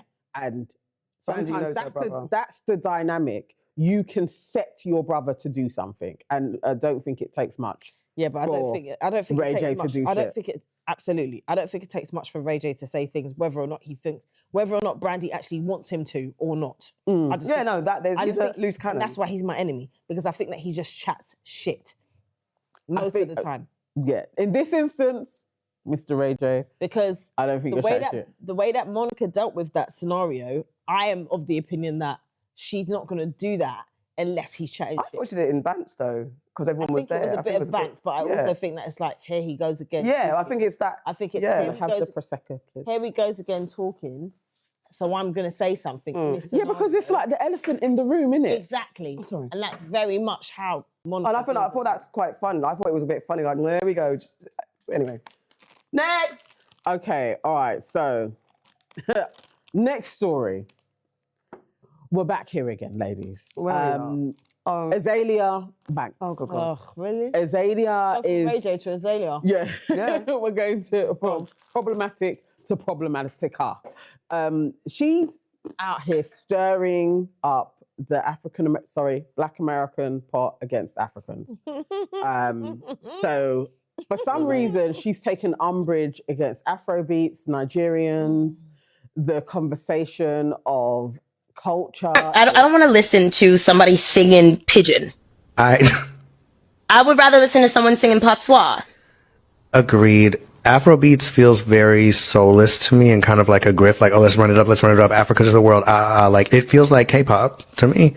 And a lot of people It's not as explorative as K-pop, you know? I feel like the K-pop girls, they bleach themselves so they're like a blank canvas. Yeah. So they like can put on different things and they make different styles and stuff. And I mean, K-pop really comes from J-pop, and the Japanese, like, they are like some of the smartest people in the fucking world. It's probably all that fish and like omega-3s. So you have that, but I think with Afrobeats, you have this like, so let's reel it back, right? When you have like these like Africans, right? And especially these like West Africans, they come over to America and they're just like, oh, well, you know, you have no culture, you have no this, you have no that, right? But I mean, even though like you talk about like Nigeria, like the word Nigeria is not something you guys invented. It's like after the World War, Britain like threw you guys scraps and called you niggeria, basically. Called you fucking niggeria. a nigger area. That's what A they called it. nigger area. That's what they called it. And I'm Oh like, my wait, so God. you mean to tell me this is the shit? This is the, and then now that all this shit is cracked open, I'm just like, you mean to tell me this is the bullshit that you guys have been trying to wave over our fucking heads? Niggeria? Please. Free Biafra! Free Biafra. No. I love Nigerians to I don't really love them as much as they want to be lovable. Correct. The culture, they have no culture. They do. It's just very specific. No, they have no culture. Nigerian Y'all culture- eating this salty rice, and who the fuck cooks with palm oil? Okay, Please. put the palm oil on your feet. That's a candle. People cook with palm oil. I'm just like, we can't. I'm sick and tired of her, Yeah. but also with what's going on in the world. Again, she needs a bit of an intervention. There's so much division where it's literally like white folks against black folks. Yeah. I feel like this is the furthest from what black people need. Anywhere, like the diaspora wars are the furthest away from what collectively, especially as an American, you need to be thinking about. But going after Nigerians and other artists, I don't understand what's wrong with her. Like every so often, Azalea has to like rear herself up and be an asshole. I feel like she wakes up and she's like, today, I'm going to be a bitch. I'm an arsehole, mate. I'm going to be an arsehole. I'm going to cause some shit. And it's just like, why are you doing this? This feels like low-hanging fruit, but why are you not going after Trump? Because shit's going peak in your country. Really, what have Nigerians been doing? I don't understand. If any of you understand why she has done this, please let it be said. I don't understand her most of the time. And I feel like, where's your music, bruv? No, but in all honesty... What is going on? In all honesty, right, you're super talented. You've done so well musically. But in the last few years, all I hear from you is controversy in your opinions rather than your music.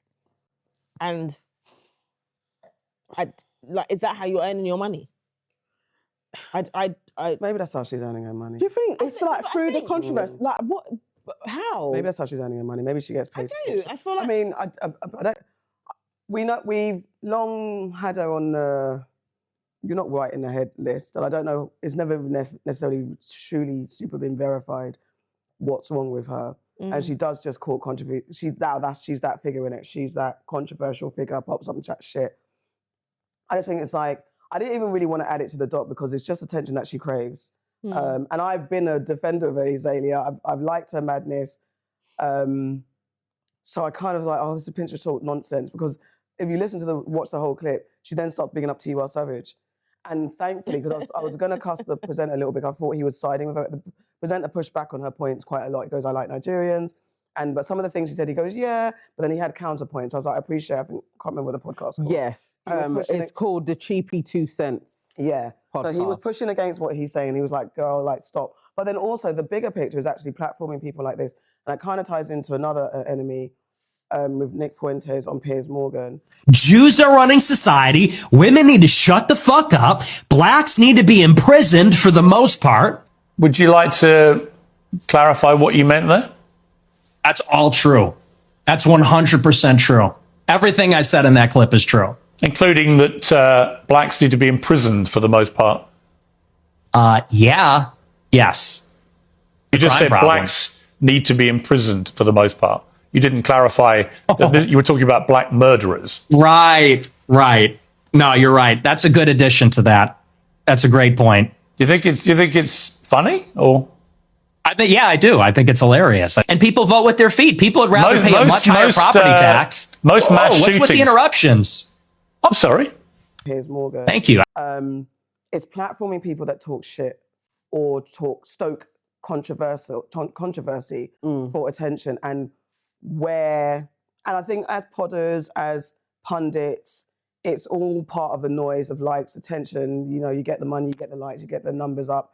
So, and it's not to say I'm not holding Aunties out of that. We will touch on controversial stories. We know the conversation's juicy. We know it will get attention, but we're also not reckless with it. I'd like to believe. Yeah. Excuse me, that we're not reckless and not willfully damning people to hell and I think there's always a bigger story, and angle, get into it. Conversation, a more nuanced conversation. Yes. Yeah. We're nuanced with it, even if the subject matter is controversial, we will be nuanced with it. And I think there's no room for nuance to just, go on. Yeah. No, I was going to say, like, so her points about, so she had points, that we've all heard before.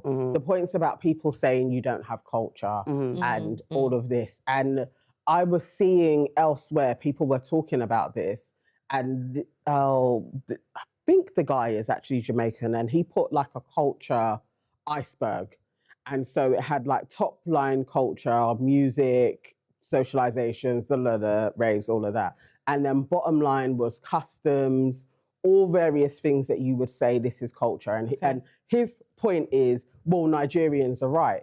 And I'm like, why are we here when we literally are all connected? Yeah. So if you're saying this person's culture is that, anybody else in the diaspora has a connection to a whole culture pool anyway. So should we not be trying to focus on connection to and learning stuff. And learning this is my culture. So everybody should be like, why am I going to say to you don't have culture? Of course you do. Yeah. Your roots are the same as my roots. Exactly. It's going to be rooted somewhere that has a millennia of so you know when you're like, are we insane? Like, literally, I am looking at stupid. black folk. Are we going mad? I really think that there are a set of people who are fucking delusional at the end of the day, and they are not looking at the bigger picture.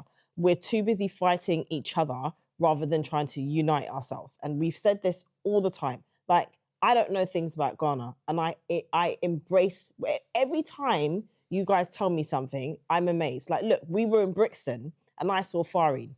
And I was like, oh, look, there's Farine. And you lot said to me, oh, we call it da-da-da-da-da. Yeah. And like I'd never spoken to you about it before. Yeah. But the fact that this same grain, we use it in a similar way. And I'm Grenadian, and this is like so far apart in like miles, but we use it in the same way. We are so fucking connected. People need to get out of their heads and stop thinking that we are just so, what's the word? We're working in silo. We're not. Yes. We're not working in silo. We are together. Yeah. Like, the divide and conquer, and we speak about it so many times, the divide and conquer that has been done to us as a people, as an ethnicity is crazy. And I can't stand it when I hear people try to like just go on about it all the time. Like, it's not Black Americans versus Black Britons versus Africans versus Caribbeans. Like, we already know as British people what was done to us in the 80s and 70s and whatever it was. We grew up having the diversity of like, oh, you're this, you're that, amongst Black Africans and Black Caribbeans. And now I'm glad to say we are out of that here in Britain. The rest of the world, I think, needs to catch up. Yeah, And it makes me... to get the solidarity. They need to get the solidarity, because it makes me very sad, because we are lacking in something, and we are lacking in our power, because we are still trying to segregate ourselves amongst each other. It's just like so wild to me. It's wild to me when we talk about unity and power and we know strength in numbers. We'll say it in every single iteration. Strength in numbers, at the end of the day, it makes sense. Being unified makes sense. It's politically powerful. It's culturally powerful. It's soulfully powerful, spiritually powerful. If we align, and you can be different but the same. We are different. We can have your different thing. You can have your moments of this is what we do. It's like tribes, right? Yes. Yeah, that's what I'm saying. We can have our traditions and what we do, and it's both sides. Black Americans don't talk down on Africans. Africans don't talk down on Black Americans. Caribbeans don't talk down, and no one talk down on each other. Respect everyone's culture, everyone's traditions, everyone's thing, because you cannot be a Black immigrant in America, as we've literally said. It's soaking up, and especially if you're living in a Black space, soaking up what's around you, which is the culture. And then say you don't have culture. Likewise, Azalea cannot say that Nigerians are this, and I don't want to hear pidgin, I'd rather hear patois. All this stuff and saying that, because Nigerians say we have no culture. That's such a broad scope, because not every Nigerian is saying that. Not every Black American is dissing Africans and Caribbeans. So it's this whole generalization is a problem as well. And it's understanding where this rhetoric comes from.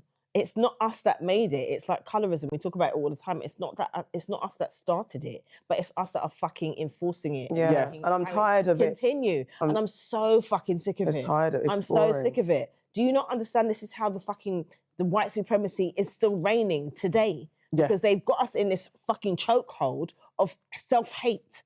And there's nothing wrong with healthy competition in wherever it needs to be. Because we don't also have to be like we are the world combined, because that's also forcing it. We're human beings. You're allowed to be protective of your identity, but you don't have to diss anybody else. But it's like you said about like we're different but we're the same. And it's like it's like it's tribalism, isn't it? Like Ghanaians are not the same as Nigerians, Jamaicans are not the same as Grenadians. We are all different, but we have certain things that are the same. Like we may have the same food, but we will call it something different. We may call it soul food. I mean, that's what I think. You know, we may prepare it differently, but you know, the foundations of it is that we are all Black fucking people, right? I went back over that clip, and I was like, it felt like I was in a Twilight Zone. Yeah.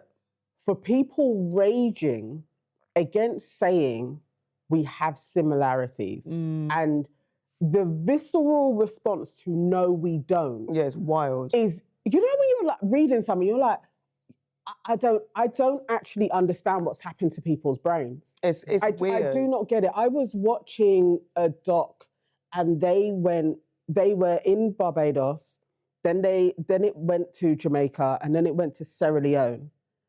you know, all the streets, I couldn't tell where he was unless it was written. Looked exactly the same. Yeah. That's the thing. Obviously, I'm not saying Jamaica don't exist. Yeah. Obviously, Jamaica, but the houses could be picked up and put in Sierra Leone, and nobody's going to be like, what happened there? It's wherever we go, it's very similar. And some parts of rural America even have, like, especially absolutely, look a bit like our homelands. And I just wanted to say, just cornmeal porridge, cornmeal. Oh God! In Caribbean, in the UK, in Africa, and in America. Black Americans, you have your grits and maize and stuff. We have our cornmeal. You guys have your cornmeal porridge. Like when you were talking, when we saw the farine in Brixton, I said to you, we do farine porridge. That's what we do. And you were like, oh, that's how we make fufu. And I was like, okay, that's interesting. And I've said to you guys loads of times that when you talk about fufu, it reminds me of cuckoo. It's a different kind of consistency, but we bake it. But it's the same sort of principle around it. And it is just literally because we were taken from here and we had this and we made that. But the foundation of it is the fucking same. Because it's the same people. You know, I really am like, so do you think within that river span, like, not river, within the sea, the ocean, that all of a sudden people lost everything? Yeah. Like, on the while way they there. were on the travel, they lost language. But there are stories, absolute stories in history books, which is the FBAs and the FTAs, the ADOSs are trying to erase now by saying that they were indigenous to America. I know there might be a percentage. I'll leave them to that. I'm not going to argue that, but there was a strong percentage that came from Africa, And they said they used to sow rice in their hair. They'd bring spices hidden. They brought their spoken recipes that were passed down generations to generations to generations.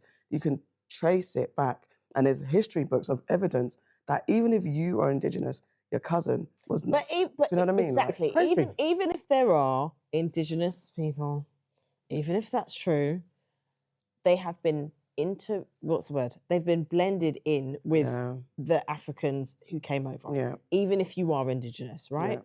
Because I say about from somewhere, like I say about English people who want to say that they're only English, I beg you do a DNA test. I beg you. I really appreciate it if you did a DNA test because you're fucking from all over the place. Yeah. And also for the immigrants, again, the African and Caribbean immigrants that are talking about there's no culture, you cannot because you're benefiting. And yes, we have to. Benefiting. And if you really have to acknowledge what Black Americans have done for Blacks across the world. Absolutely. We cannot ignore the power and influence. Like I listed my top 4 podcasts outside of Stephen Bartlett, they're all Black American. But also, and that's my cult. That's what raised me. All the books that I read as a child, the music that I listened to, by word art, I told you the source, and Vibe magazine influenced the reason why I do what I do.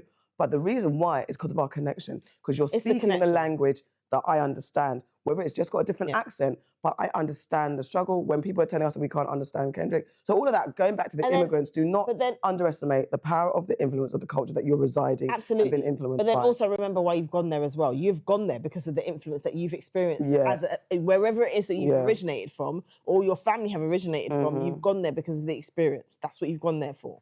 So it's a double-edged sword. Like you have to just really appreciate where you're coming from and where you're going fucking to, and understand that we are all the same. And I can't, as I said before, I cannot stand this divide and conquer shit. It really pisses me off. Especially, I feel like crazily at this moment in time, it feels like the least of everybody's problems to be pointing fingers at each other. Yeah. Yes. Just to add to platforming weirdos, Piers Morgan literally had Nick Fuentes on recently on his show. And Nick Fuentes, if you don't know, is a far-right online figure known for white nationalist and openly anti-Semitic and racist views. So Piers Morgan had a 2-hour interview with him on Piers Morgan Uncensored. And he challenged him directly about because Piers knows how to stoke up a viral moment. So he challenged Nick about his comments about Jews, Black people, and Adolf Hitler. Nick's gone on to say he thought Hitler was amazing. He said blacks need to be in jail. He used the N-word openly on the show. And he talks about the Holocaust in a very disgusting way. So it's just are you guys new to Nick Fuentes? I'm not new to him. I know not who he new, is. but I don't. I know he was There's some things I just I did know. I just don't pay attention. But I don't need to have him in my orbit. However, it's just because this clip came to me. I'm like, So there's all for challenging someone, because what happens with this conversation, because Nick Fuentes, however his brain's wired, he actually kind of flustered Piers Morgan, who on a good day is a good, and on a bad day is bad, and this was a bad day. So you've got people like Andrew Tate saying that Fuentes bested him. And so it goes to the thing, like, you can challenge someone who's got shitty views, but if you're not oiled up and tooled up and prepared for it, you're just giving them a platform to talk more shit on a national scale. Yeah. And is it helpful? And I understand we're talking about Piers' fucking viral clip, sensationalist Morgan. However, even you, where's your, am I even asking? Is it ever helpful? No, it isn't.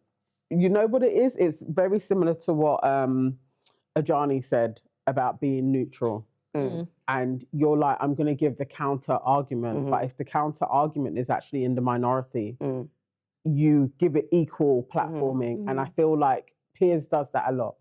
So in the interest of being fair, I give liberals, I'm going to give a racist. It's like, no, because his rhetoric is dangerous. And that Nick Fuentes still, although he's been deplatformed numerous times, he can still make it onto people that have big platforms. And he is so egregious. No, it's not okay. It's not okay. Piers, even when Piers is pushing back, it's not okay that this man can sit somewhere and say that black people need to be imprisoned. It's not okay. But also, and to say the N-word so clearly, not bleeped out on anything. It's so, I know people can take clips, but that shouldn't, Piers's clip shouldn't have had that. No, it should be absolutely bleeped out on his original show. Piers is an agent. He is an agent. Like an absolute agent who plays both sides, but he is an agent. He is there for one reason, and one reason to uphold white supremacy. So even when he's presenting himself like, okay, now I can say that, yes, there is a genocide going on, he's still there for one reason. It's just a platform shit. Yeah, he's. But Nick is a problem. He's of all the problems. Again, I still feel like he is the least. Trump, in his rhetoric, is a real issue. Problem. That's a big word. And I think just to counter, if you're going to do it, and it doesn't, I'm not saying because I agree with everything you just said. Mehdi Hassan had Professor Nigel Bigger on Al Jazeera's Head to Head, and focusing on Bigger's book, Colonialism, A Moral Reckoning, and Reparation, Slavery, and the Tyranny of Imaginary Guilt. So Mehdi challenged him on his thing about imaginary guilt. You could have written a book and said, I think that we did a great job ending slavery, which we did. But I don't know if this is just because it helps you become a bestseller, but you add this line, the tyranny of imaginary guilt. You're a Christian theologian, and you're saying we shouldn't feel guilty at all about 3 million Africans being taken out of their homes and moved to across the Atlantic? The guilt is imaginary? Why can't we have guilt and also believe everything you just said? First of all, we can only feel guilt for something we did. We did. We did take 3 million people out of Africa. You and I didn't. No, you and I didn't. I can lament what some of our ancestors did. I can't feel guilty for it. So that means you take... So hold on. So you're telling me with a straight face, you don't take pride in Britain, in us defeating the Nazis in World War II? You've never taken pride in that?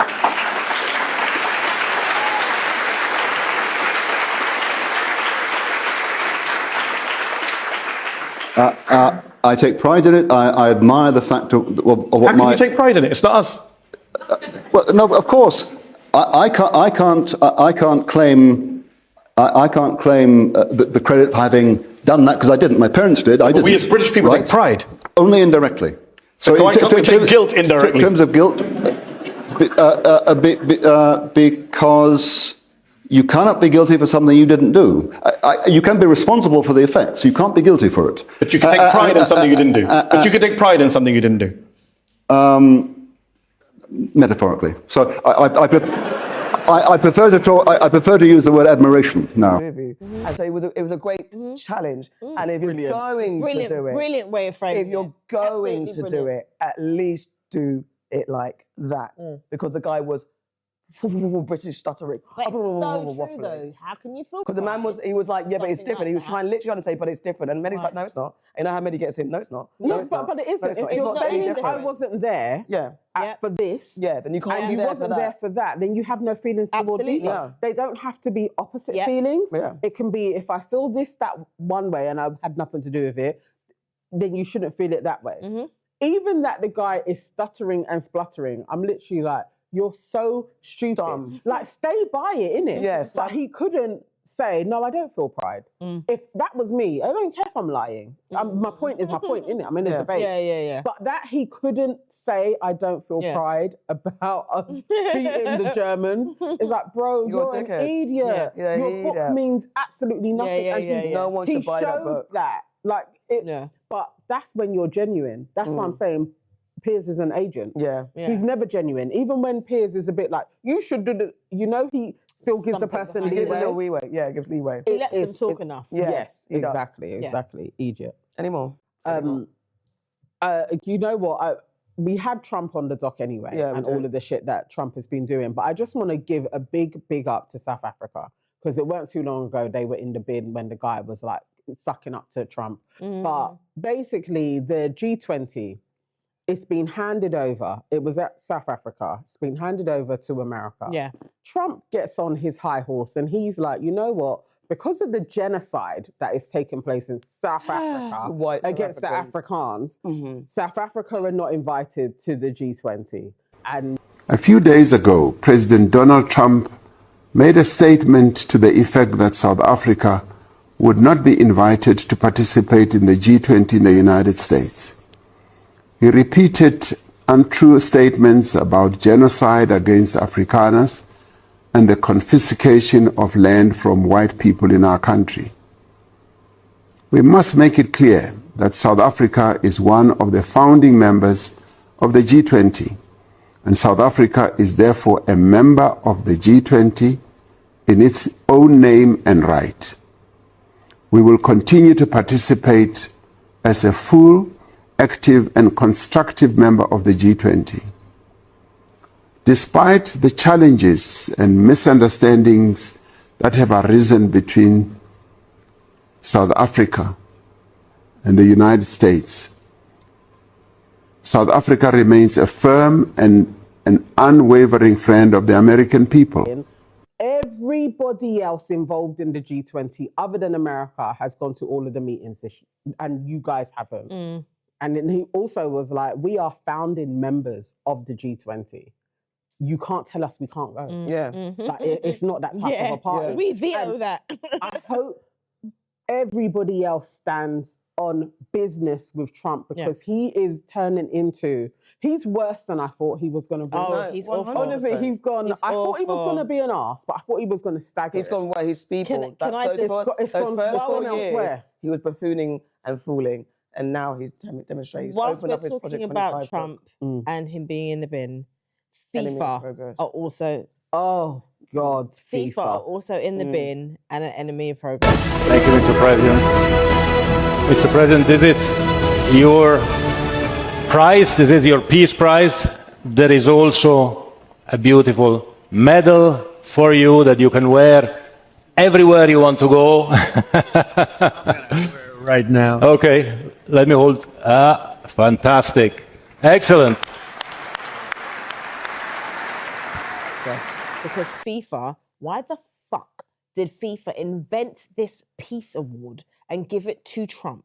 I mean, we know why, because it's all to do with the World Cup and all of that shit. And it's because Trump didn't get the Nobel Peace Prize. So he's like, you're going to give me something. But they are in the bin and they are the enemy. And Trump is the enemy as well, because he's there with his fake medal for this fake award that the Football fucking Association have given you. For what? Just pulled it out of their absolute arse. Why do you represent peace, FIFA? What does that even mean? For one, FIFA is one of the most corrupt organizations, and they basically solidified themselves as being heinously corrupt, where you can pull out a peace award and give it to Donald Trump. Like, you know, you're like, and it's so ugly as well. What is ugly award? What is happening in the world? Was it not? I think it was yesterday or today. Trump is talking about basically he spat on the Somalians, Afghanistan, but then was like, why are they coming to our country? Why don't we have people coming from Norway, Sweden? What's it? Where are we? So he's literally saying, bun all of the black and brown. I want to align myself with white countries. Is this truly happening? He wants to align himself with the Aryan nation, basically. But I have loved the Somalian Americans' response to this. They've been like, but this was promised to me 3,000 years ago. Yeah. Yeah, but can we not all say this? But also, I really need Europe. What are you going to do? Nothing. What are you going to do about this? Because he's basically saying Europe is going to be overrun with the colours. Yeah. So we don't know if we can even be in cahoots with Europe anymore. Like, going to be too brown and black. What happened? But also, the enemies of progress for the Somali community are the Somalis that voted for Trump. What was it? Somalis for Trump? Yeah. Guys, are you okay? How are you feeling? How are you not feeling right now? That's one guy's talking and he goes, you know, we believed. And I'm not even going to give you grace. I'm just going to say somewhere in there, like, okay, so you believed when he said he was going to be affordability, you believed the 4 years prior and believed his campaigning. You believed Donald Trump here. But you as a Somali immigrant believe Donald Trump. Okay. You are a stupid enemy of progress. But also, didn't Donald say that black people love him because they understand scammers? Yeah, he did. And that was most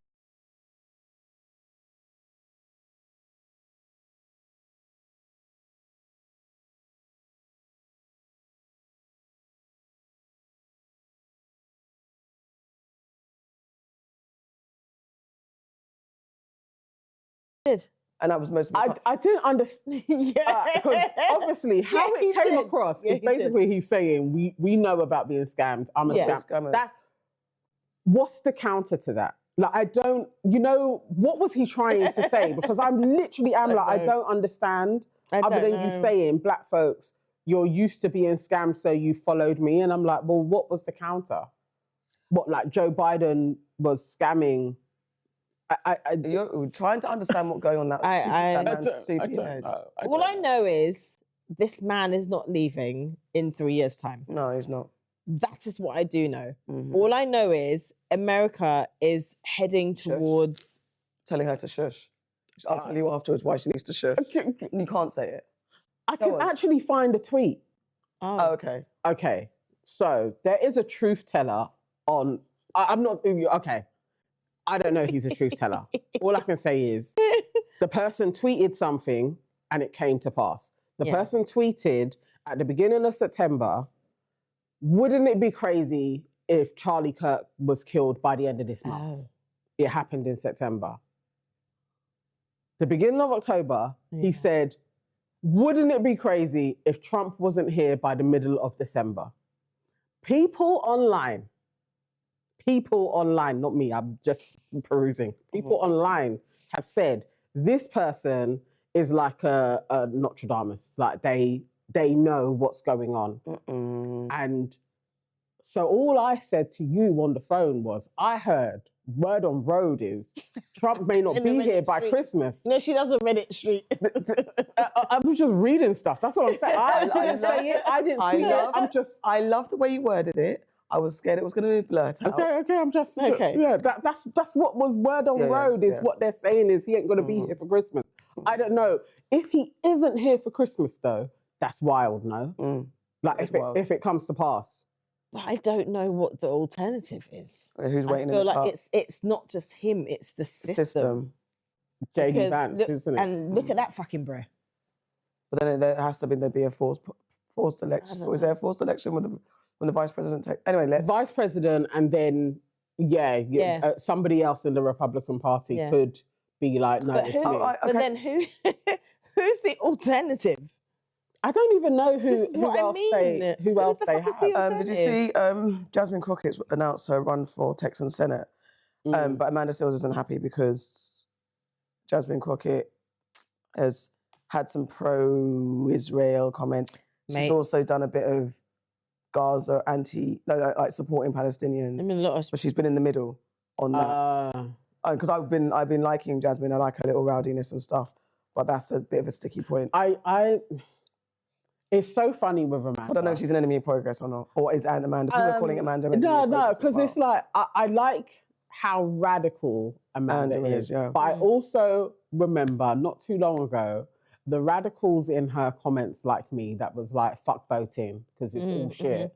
You could get blocked at that point when she Oh, was yeah, she's blocking staunch people. She's just blocking people. She was Yeah. blocking people that were basically where she is now. When people would say that in her comments, she was like, "That's not helpful. You got to get out there and vote." Yeah. And it's like, okay, I'm glad that it finally came, but let's also remember that there was a time where you was on the Democrat train being like, everybody's got to get out here and vote.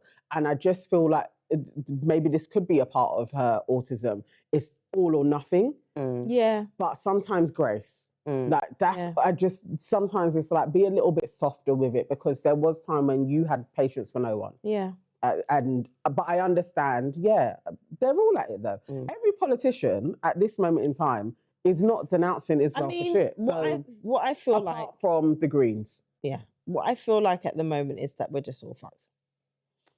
I do.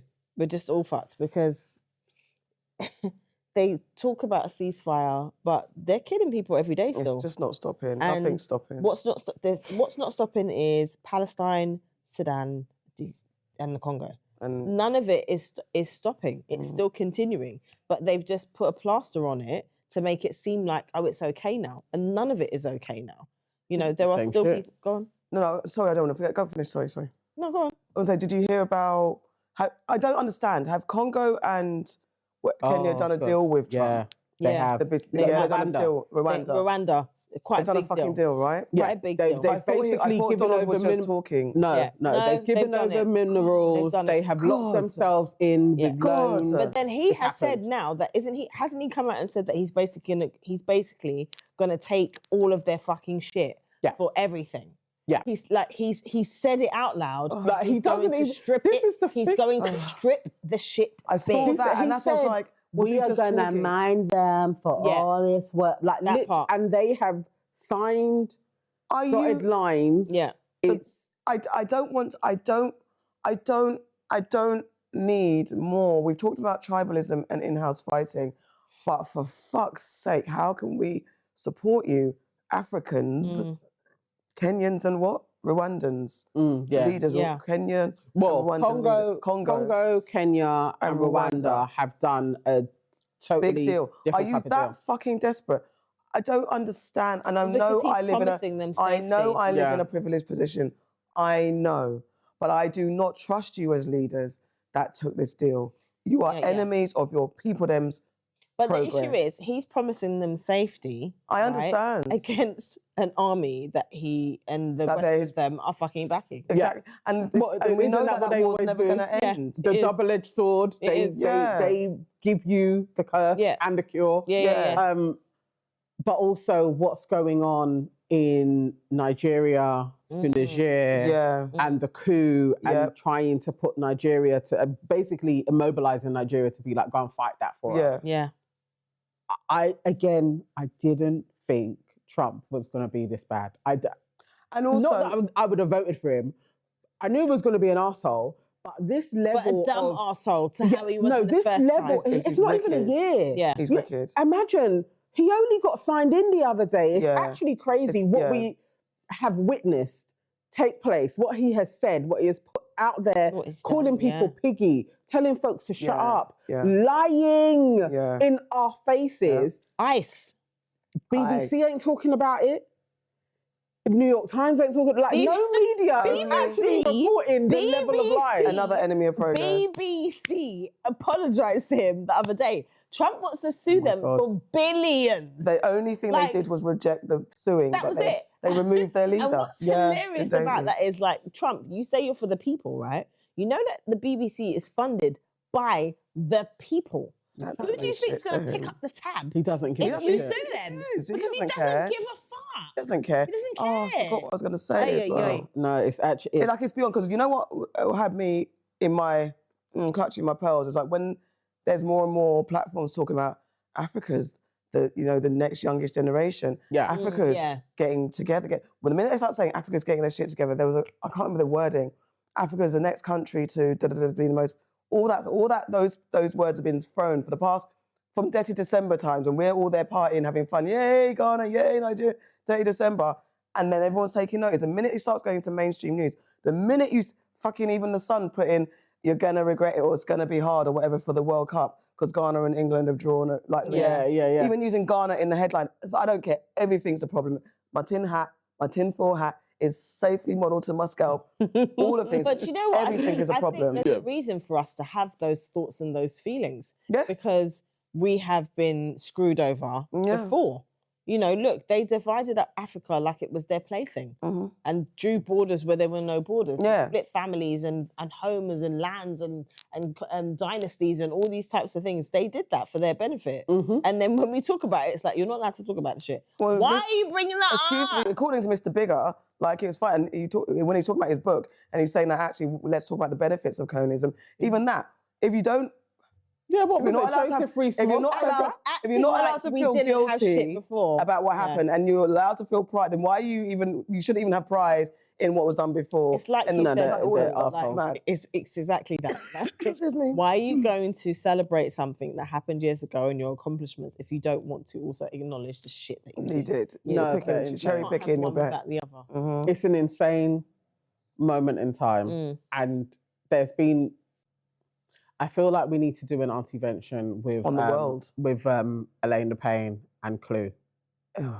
Let's bring it back to the UK. Okay. Because it feels like I'm feeling like this whole boycott Asian, buy black is turning into a parody that I never wanted it to get to. And that's where I was when it first was going out there. That's exactly I don't want it to go there. I felt Elaine's cool, like the rabble-rising, like, and I honestly, you know, I like a bit of chaos. I actually think chaos is always needed in order for you to get the messiness to a straight path. I think it's all a part of it. So I like that her it wasn't scripted. It came from nowhere. It was like it got everybody talking, even in our group when everybody was going at, I'm for Elaine, I'm against Elaine.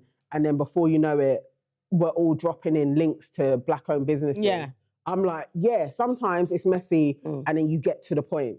But now it feels like it's getting utterly ridiculous where, you know, you've got flipping Young Spray calling Clue an Asian when he says, I'm mixed race, my mum's white, my dad's black. I just felt that was just disrespectful. Can you please explain? Because I saw it and I just checked out. Clue is beefing with Young Spray. Who is Clue? Separately. Clue is a guy that makes content now. Okay. I think he used to be a rapper or a Batman. He's beefing Young Spray, separate to all of this. They've been beefing for a while. Elaine goes on RTM podcast. Spray's podcast. Yes. Spray has to say something about Clue because he talks about him every single week. Elaine didn't even say much other than she kind of like laughed and was like, yeah, he looks Asian to me. But obviously Elaine is trending. So Clue jumps on that and is like, Elaine, basically shut your mouth. Elaine, as I would do if I was her, she comes back and is basically like, you're a pussy, oh, you look like an Asian man. And then it descended into all manner of madness where he's saying she's on OnlyFans. And you know when it just gets pesky. The point of her message and where I felt she was stepping into is being lost by arguing over foolishness. And it's like, please, let's look at the bigger picture. The boycott Asian thing, all right, cool, but it really is about buy black. It really is about black people being empowered. And we don't need, seemingly, whether he's mixed or whatever, to me, you're a black man, whatever. You two arguing is disgusting. It's a waste of time. I think that's where I'm at. That's where I was. And I do understand it. I think even me and Elaine kind of got into it a little bit just to kind of clarify where I meant. It's all well and good. And I think, yes, sometimes chaos is necessary. But what I saw was that saying boycott and being so stancy about Asians. And it's similar to the conversation about immigrants saying Americans have no culture and Americans saying, the black Americans saying, that generalization, we don't do nuance anymore. Carry on. We don't do nuance anymore. We can't do nuance. People take clips and they run with it and there's no context anymore. So in all of that, the message gets lost and then you descend into tribal wars and arguments. And that's where the great message that you're putting out, that's why I was like, I get it. And you can frame it in a way that there are some Asian community or some people in the Asian community that aren't for blacks and there are blacks that are not. And maybe there's a way to present the conversation, and I understand when it's just a raw reaction and you're just putting it out there. But then that's where you do invite the racists that have been horribly attacking her. We had to put out a statement saying, leave her the fuck alone. Yeah. We're not having our sister torn down. It shouldn't be about ethnicity or anything. It's just about empowering blacks. And that's why I said the stronger message, dead the argument, because the argument is the argument. It's how do we work together? I remember I got messaged by someone from an Asian community that I know very well.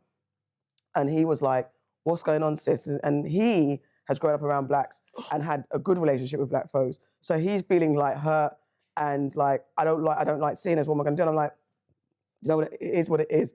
We just have to ride the storm, it's fine, whatever. I just tried to calm him down. But we also, like I said, we had to put our statement to defend Elaine as well. But when you're distracted by that stuff, the positive thing about Buy Black is lost. And at the moment, you're now getting into petty arguments with unnecessary things. Just dead it. I know that's part of also her brand and her character to cuss everybody else. That's part of the train that you get on. But then I think, but that's also, I have to remember that I'm not like that. That's not my character. So I don't like them things there. So I have an even more reserved opinion about it. I think it's difficult because I understand, and I said this at the time, why she's saying boycott. Because what she's trying to remove is the element of convenience from people. And it is about Buy Black. Essentially, that's all that it is. Essentially, we're just trying to keep the black pound within the black community as long as possible. Yeah. That's what the message really is. It's not about, I'm going to boycott these people because they're bad and they're this and they're that. It's more about, this is my take on it anyway. It's not that she's boycotting it because she dislikes them. The word boycott is so that people understand, let's not just go for convenience, let's actually think about it and buy black and put our money back into our community. Unfortunately, but whenever these things are told and you use certain terms, it will be seen, or certain people will take it and they'll see it negatively, especially when there's business on the line. So, people that are hearing the word boycott, they're like, well, what have we done? But it's also not that. It's more about her getting into petty arguments about things that nothing to do with it. But it's not even just petty arguments. And I'm removing her from the equation. I'm talking about the things that I've seen online, where the response has been, what have we done?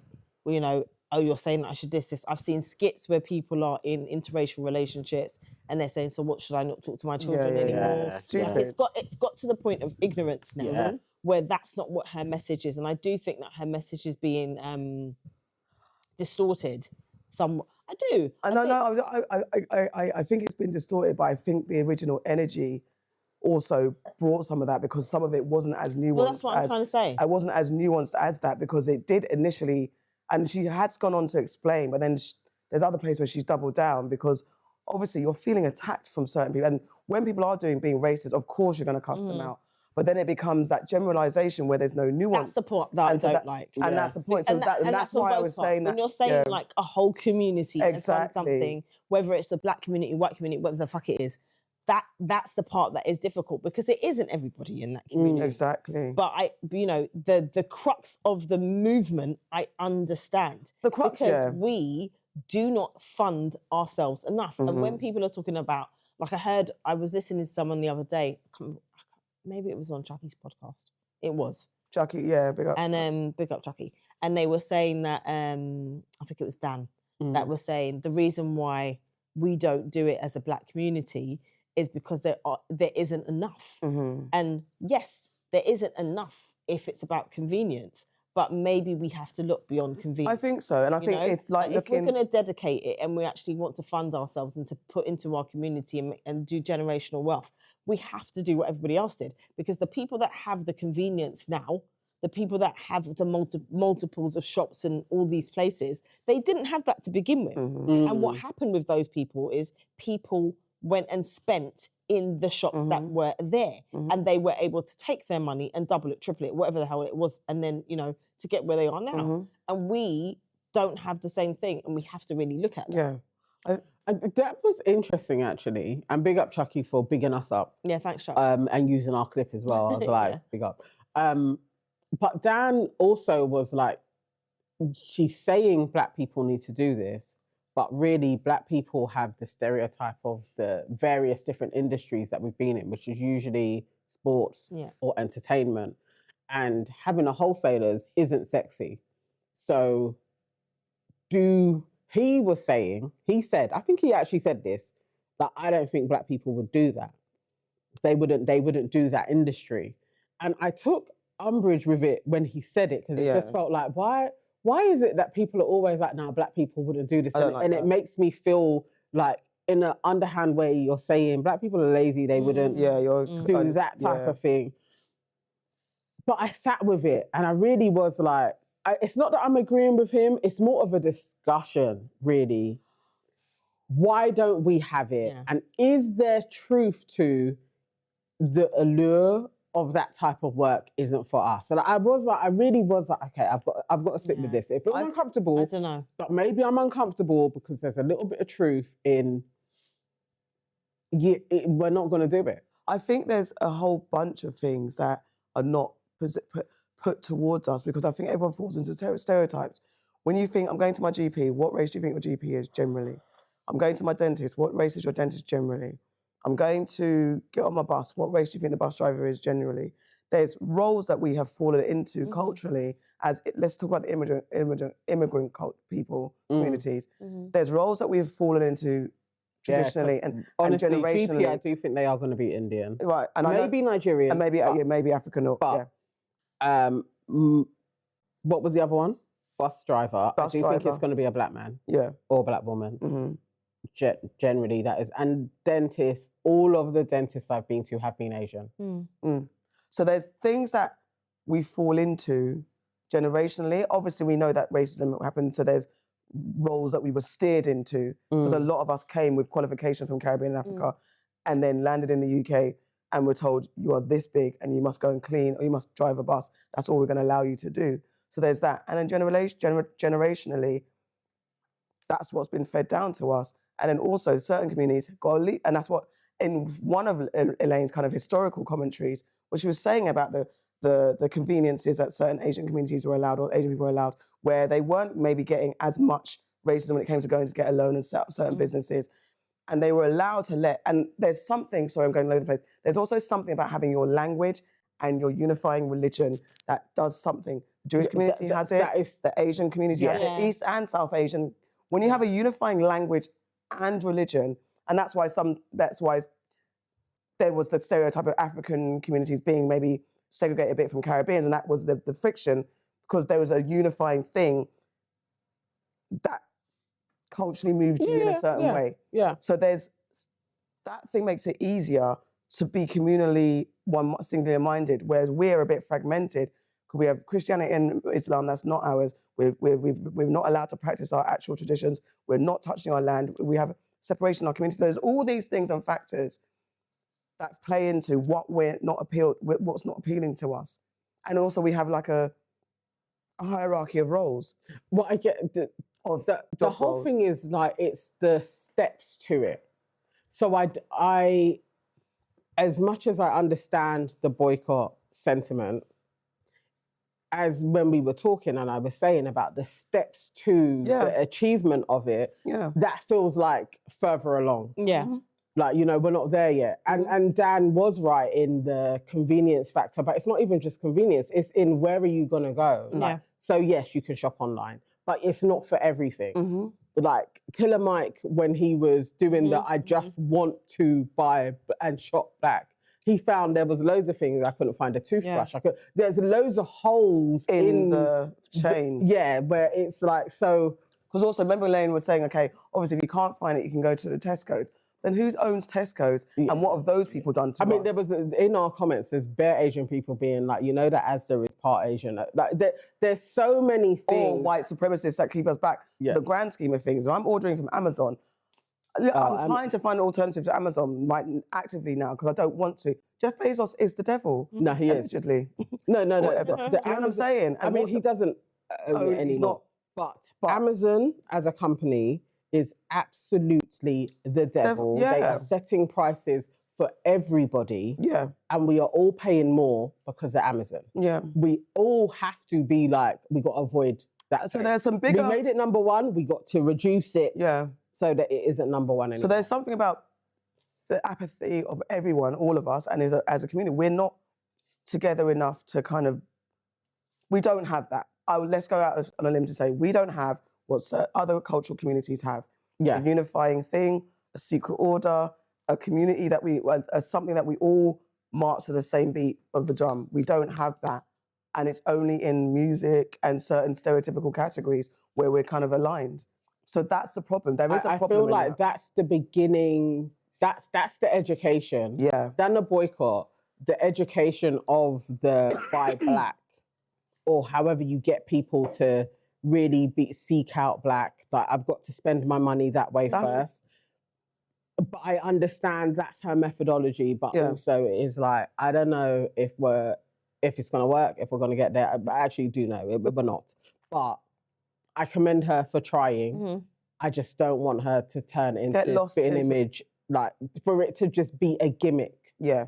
And at this moment in time, it feels very gimmicky and arguing, and it's not a good look. Just on the basis of even just wearing black, buying black, just things, and just even if our most favorite celebrities would actively wear black designers or something visual, that everything you've got, rather than propping up the Louis Vuittons and the Chanels, and that's not. We've got even bigger fish to fry, that we are willing to spend thousands on products from designers that don't like. That's in the fashion space, because that's where we're quite visible. We set trends. So how about we change that? That's a starting thing, and then it starts to be part of a daily thing that, like, it feels more natural. Start with the things that we really will spend money on and not pay our rent for, and let it trickle down. Because the day-to-day convenience, I'm not saying don't, I'm saying do your best. Like, I'll go to the Black Farm and do your best where you can. All right, guys, so that has been a bumper Enemy of Progress. Your aunties could never. We had Christmas gifts. We had all the enemies down. I think we discussed it all. We did. And we will cover more on News and Nonsense as well. Yeah, on this Sunday. Yeah. All right, guys, keep safe and enemy free. Lots of love and hugs from your favourite Aunties.